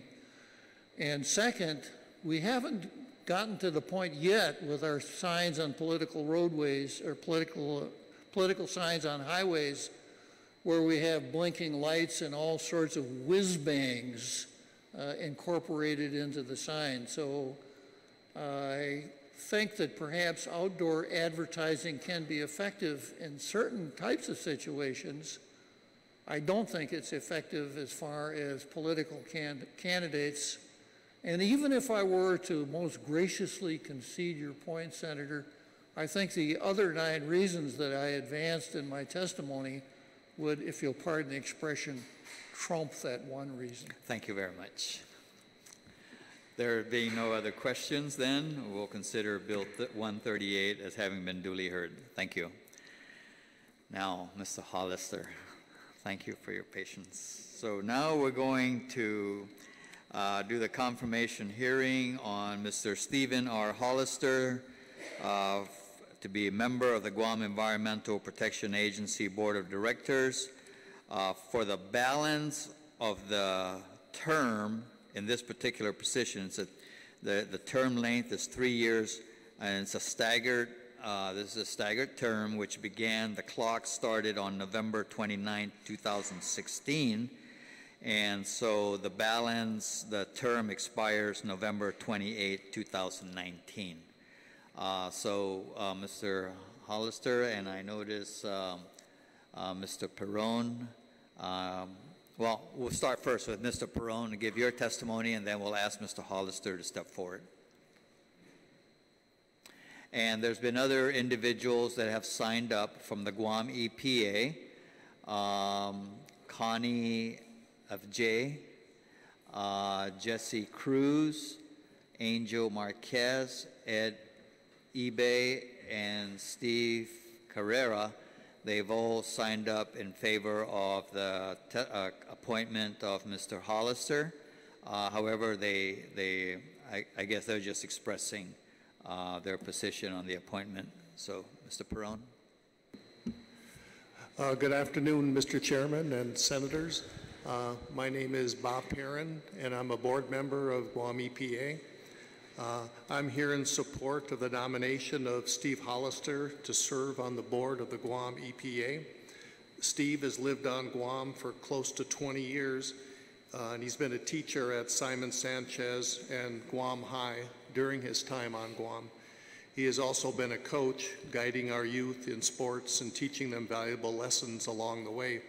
He's an outdoorsman with a love for nature and the environment, and in discussions we've had, he's expressed his concern for the environment and wanting to get involved in protecting it and putting policy in place that ensures a clean and sustainable environment for future generations. We need passionate people such as Steve to step up and serve the island and the people of Guam. I was very pleased when he volunteered to serve on the board. For these reasons, I wholeheartedly support the nomination of Mr. Hollister to serve on the Guam EPA board. Thank you very much, Mr. Perron. Does anybody have any questions for Mr. Perron? No, Mr. Hollister will be coming up next, but the testimony that he gave? And, okay. All right, thank you very much. Mr. Hollister. Thank you very much for your patience. I appreciate it. Sure. So, good afternoon, and forgive me, I've never done this before, so I'm doing what people ask me to do. And good afternoon, my name is Steve Hollister. I love Guam. My wife and kids were born here, and this is where I call home. I'm in my 20th year here. The last 7 I spent on, I lived on Agate. I have 2 kids, 3 dogs, numerous guppies, and countless friends. My son plays ball for the Agate Stars and soccer for the Southern Cobras. Most weekends you'll find one of us or all of us hiking, hanging out at the beach, snorkeling the reef, or simply enjoying the adventure in your yard, fighting mosquitoes and sleeping grass. I'm excited to have this opportunity to answer your questions and address any concerns you might have related to me and the EPA board. I've always been passionate about the environment. Furthermore, I'm passionate about Guam and our lifestyle here. I am strongly dedicated to giving my children and the future generations of Guam a chance to enjoy the outdoors the way I have here. During my life, I've lived in places and I've witnessed the local concerns be pushed aside by either fast talk, greed, or the hard realities of life in this day and age. I have seen the environment suffer and be degraded and marginalized. On an island, we cannot afford that, and we cannot allow it. Not if we want to remain here and enjoy the life we now have. I've also seen what communities can do if there is the willpower to protect the environment and to develop it for the use of the people. I take the opportunity to be on the board very seriously. I'm not quick to make decisions. I like to study the options, and after researching, I select the best and what I feel is the right choice concerning the topic at hand. Thank you. Thank you very much, Mr. Hollister. Vice Speaker, do you have any questions? Hi, Mr. Herring. Hello. Mr. Hollister, sorry. No worries. Thank you for being here, your testimony. Thank you for agreeing to serve on this board. I heard that you're teaching. I may have not heard the part. What do you teach at? Are you at Southern right now, or Simon Sanchez? Are you teaching at Simon Sanchez? I'm at Guam High right now. Guam High. Yes, ma'am. May I ask what subjects you teach? Social studies. Right now, I'm teaching U.S. history and AP Human Geography. Okay, and are you familiar with the EPA's mandates? I mean, some of them are involve a lot of different businesses, I guess. Yes, and ma'am. I would say part of the toughest jobs that EPA has is maybe citations of businesses that are in violation of some of their rules or laws. Yes, ma'am. And do you feel like you're able to handle that mandate without? Am I qualified to do that? Not necessarily qualified, but are you able to withstand the political pressure that I think some of the EPA board definitely is under that sometimes because of the, businesses involved in that they have to cite, they have to, and they're a regulatory agency, in other words. Yes, ma'am. So, yeah, it's that in regulatory and enforcement side Yes. of EPA, how do you feel about that duty? Well, those duties? okay. Like I said, I'm passionate about the environment. That's number one. I've seen in the places I've lived where businesses have taken advantage of local communities and people. I don't like it. I don't have a problem with that. My agenda is to protect the environment and to make sure that it's here for my kids and everybody else's kids. And that's foremost what I want to do. All right, thank you. Do Yes, you ma'am. have the packet that we have does not list any outside business interests? Are there any that might conflict? There's just one. It's a rental that I have. Okay. Oh, yes, all right. Okay, thank you. Senator Torres? Mr. Hollister, I just wanted to thank you for your commitment to serve on the board. And this, I understand, is your first board assignment? Yes, ma'am. It will be. And as with many boards on Guam, the challenge is to meet quorum. And so I hope that you'll take your commitment to heart. I know that you're vested in this island. You mentioned that your wife and child are from here, or were born here. Yes. But one thing that I wanted to ask you was, do you see an active role or advocating an active part of containing our recycling program on Guam? Because I see right now that is a community objective that hasn't really taken hold the way that it needs to. And what are some of your thoughts on that topic? Yes, ma'am. I've been, when I came here 20 years ago, we were doing this in Montana 25 years ago when I was living there. I was really surprised that we didn't do that here. And I try to hammer it home to the kids that we have to recycle, and there are other ideas that I have. I don't know if it's outside the scope of what I should be doing, but about continuing the recycling program and growing and having it grow. We have to. We're on an island. We have a minute space. So, yeah, I think of course, that's important.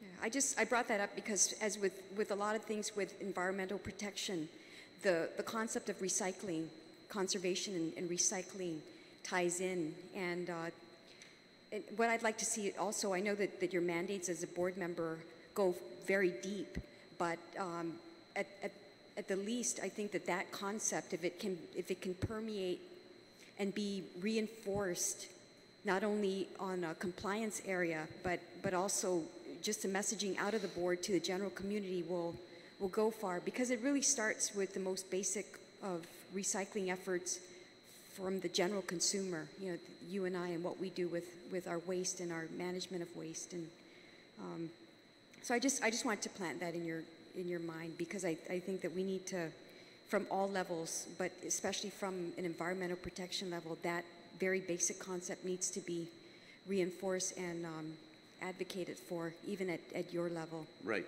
Yeah, thank you. Senator Spaldon. Thank you, Mr. Chair. Real briefly, Mr. Hollister, after sitting through all the hearings this morning, are you sure you still want to do this? Yeah. And I say that with a smile, because we do have to thank you for accepting that nomination. It is going to require your free time to do this free public service, in essence, right? You will get a stipend, but not much to compensate you. No, I'm not doing it for that. And I understand, I appreciate that. I don't think anybody sits on a board for the stipend. Right. I think it is out of the goodness of your heart and your real concern for the community. So I just want to thank you for stepping forward. Thank you. You have my support, sir. Thank you, Mr. Chairman. Okay, well, there being no further questions. Do you have further questions? Sure. Yes, Mr. Hollister, You said that's not what I'm here for. You sound excited, and I'm just curious. Maybe we I'm haven't sorry, let you. I can't hear real well. Yeah, you sounded very excited, and I'm thinking maybe we haven't let you talk enough. But tell us, what are you looking forward to being on this board? What is it that you think you're going to be able to accomplish? Okay. Well, there's a lot of things that I see going on that I'd like to have input on, and if I'm able to help direct the EPA to, I want to do that to preserve what I see is in danger, our way of life here and the environment.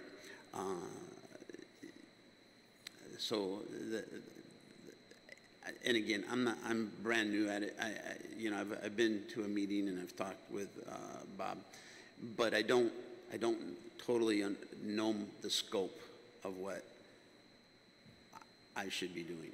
And other than I want to protect the environment, and from my own experience, I think I know I have some pretty good ideas.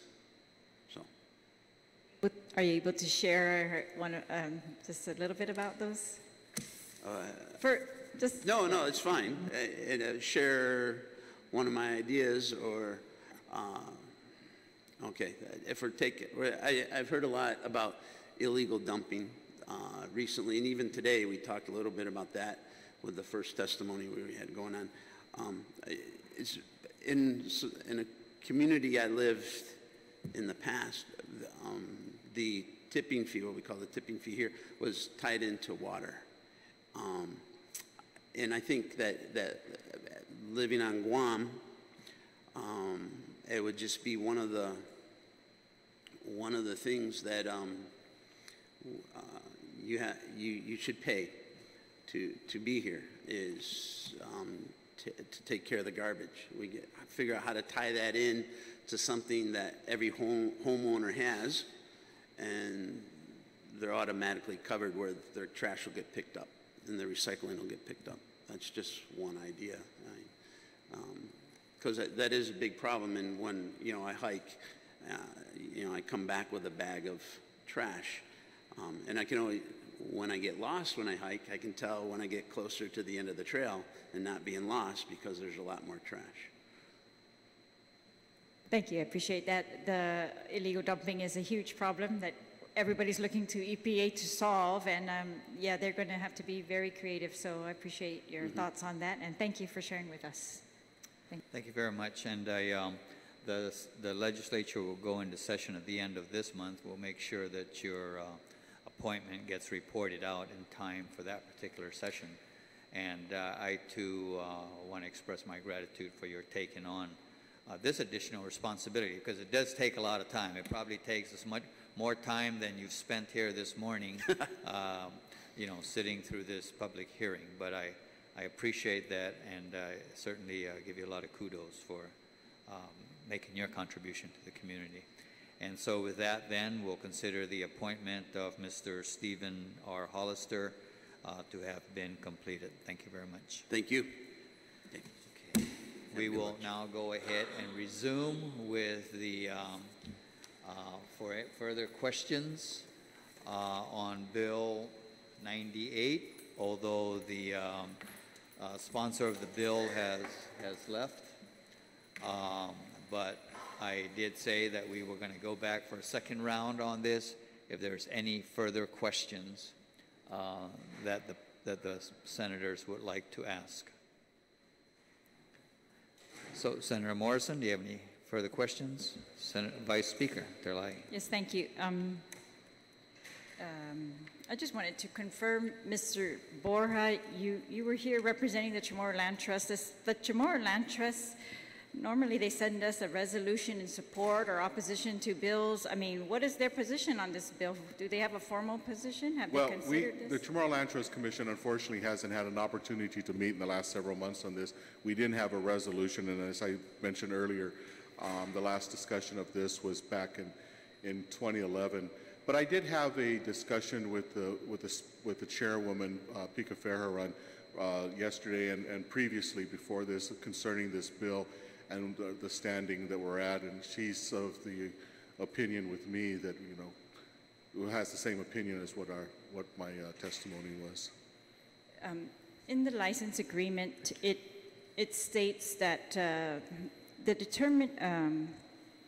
determination shall take into account the parties' agreement that the initial monthly fee is the above stated percentage applied to a fair market value of $663,000 or $663,120. Blah, blah, blah. That's the formula that they came up with, how to, But my question is, we're talking about a $7.5 million liability for what looks like a property that was valued at the time at $663,000 and perhaps only anticipated to, at the maximum, incur a liability of $1 million in rental, right? And I am concerned because I'm thinking it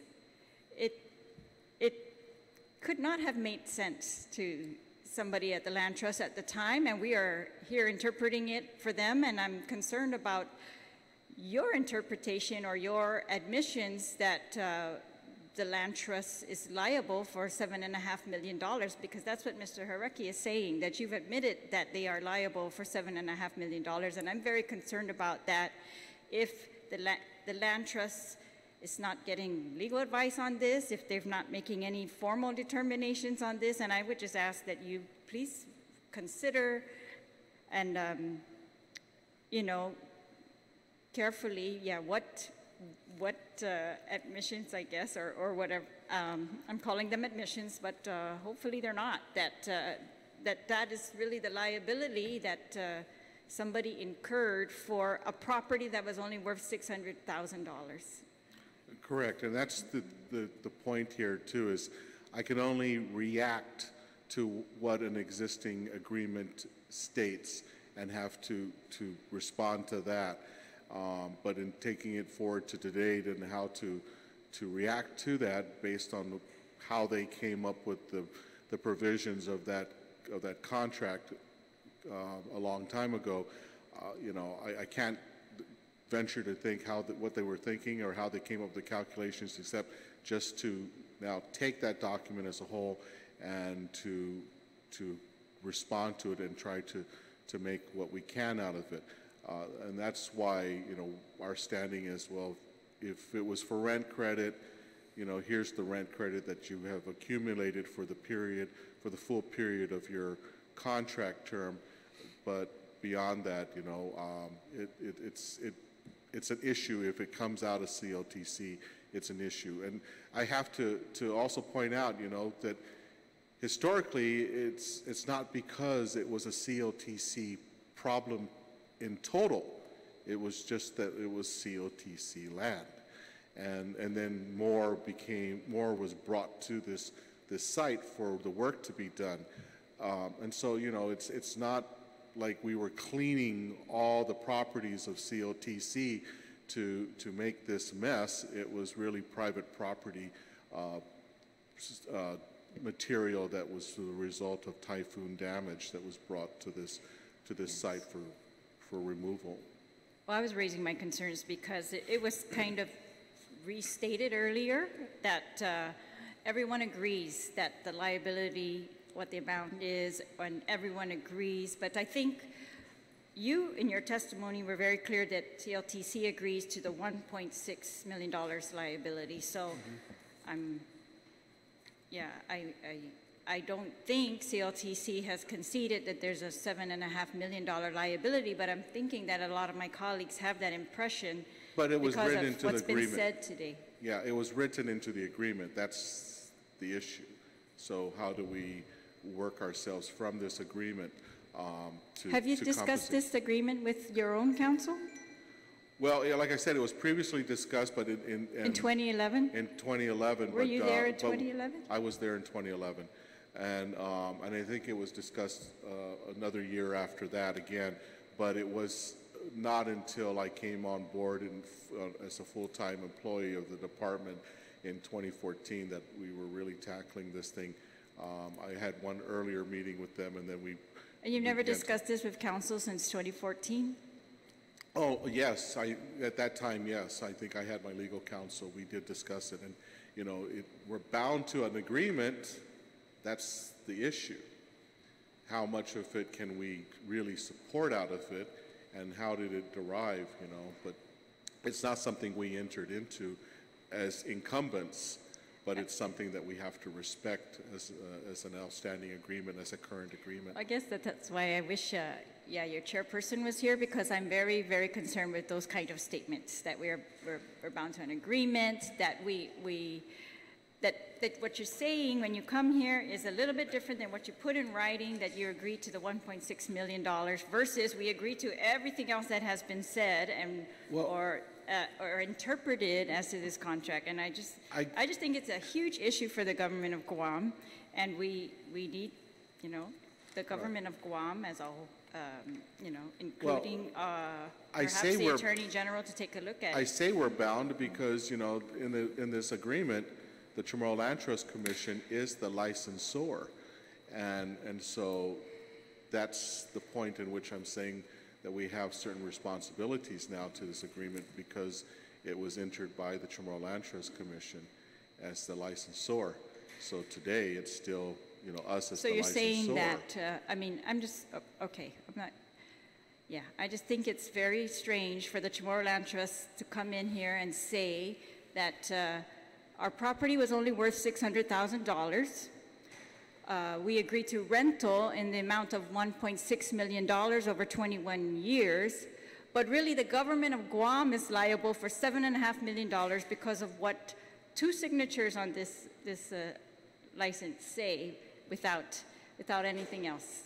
You know, I just think, I don't know, if it was me faced with a $7 million liability, which I am now as part of the legislature, but if I was on the land trust or the director, I would absolutely have this, you know, reviewed at all. I mean, it's a huge liability compared even to the property value, let alone the lease value. Mm-hmm. Yes, Mr. Before Mr. Hiroki says anything, I don't know where you're coming with that. Okay, I don't know where you're coming with that. That license agreement, which was agreed to give me the license to use that property, was only the vehicle, and the format of how I was supposed to be compensated was set in that agreement. The minimum in the agreement certified, I already removed 25,000 tons, which is the minimum. We've removed more than double. So that's in the agreement. In addition, that formula spells out, that's the reason why it's $7.5 million. Why they gave me that particular property, this is one of the reasons why we needed the amendments. We cannot use our minimum alone on a property they're giving me that's only valued at 1.6. This is a problem created by the group, Chamorro Land Trust, which proposed this whole thing. This is why we're here today. It's like giving me a check, Benny, we'll give you a check for everything you're going to do, and at the end of the day, we know we owe you $7.5 million, but we're going to give you a check that only you can draw on 1.6, maybe. And then even then, there's issues regarding how we can use that 1.6. Can we use the other things? That's why we're here. That's why we're here. The issue of the 7.5 million again is a totally valid and certified amount that they certified, and beyond that, again, the federal FEMA, I believe, had done their federal estimates, and it's more than double that what we're talking about. So the relevance of the property and the value of the property is really part of the reason why we're here, because they gave me something that's not worth it. Okay, that's not worth it. I think, Fred, you can maybe address this a little further. Yes, Senator, one point. Now, you talked about the value of the Chamorro Land Trust property at $600,000, but the $7.5 million, which was the minimum of the agreement, the value was really not the property itself, but the removal of the solid waste from the Dedito property. So I don't think you can really use the value of the Barragata property as the measure. The concession that you're asking about, I mean, I believe it was made in the original license agreement because it unequivocally stated that the minimum that Koku was entitled to for credit was $7.5 million. Yes, I understand. The minimum. I Now, think how that is used or how that is apportioned, the agreement did say that it would be used for rental on the property. Yes. It didn't say that it could only, under any circumstances, be so used. So the question is, in addition to the rental on the property, what is the manner of providing Koku with the worth of the work and the investment that it made? And I think you have to take into account the benefit that the entire island received. Guam received it, the government of Guam received it from the disposition of all that solid waste. All right. Let me go over this. We've gone twice over already. Let me give the opportunity to Senator Spaldon to pose this question.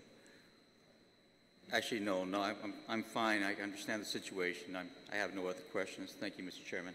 Okay. Senator Morrison? None? Okay. You may continue, Vice Speaker. I simply wanted to say I understand your position very, very clearly. My concern is, and I'm sure you can appreciate this, Mr. Harecki, that we represent the government of Guam. We are very concerned, at least I am, and I hope my colleagues are, about how the government of Guam, particularly the Chamorro Land Trust Commission, can come into a liability of $7.5 million. That commission, I think, we have to see their authority to do anything like that. They are authorized to license the property, lease the property, many different things, but not, I think, to contract for, we'll see. I mean, I'm just saying, my concern is not with anything you have said. It's really, I was only directing my question to Mr. Borja because I want to know Chamorro Land Trust's position, and it's clear that the commission itself has not discussed this since perhaps 2011, and I think it's a very important matter that they need to also address. Thank you. Thank you. Thank you One very further much. point, just on that. Although the agreement you mentioned, it's signed by two individuals, but there was actually a Chamorro Land Trust meeting at which the license agreement was approved. So it was a formal action of the entire commission. Thank you very much. Okay. I think we've finished the discussions and the questions on this, so I will then deem Bill 98-34 as having been duly heard. Go ahead and ask him. Mr. Borja, then could you please provide the documents evidencing the meetings of the Chamorro Land Trust in regards to this license? Thank you. Good. All right. Thank you very much. Okay. So with that, then, Bill 98-34 is deemed to have been duly heard. Gentlemen, thank you very much for the time that you've taken here. Thank you. And so with that, then, we'll consider this public hearing to have been completed, and we are now adjourned.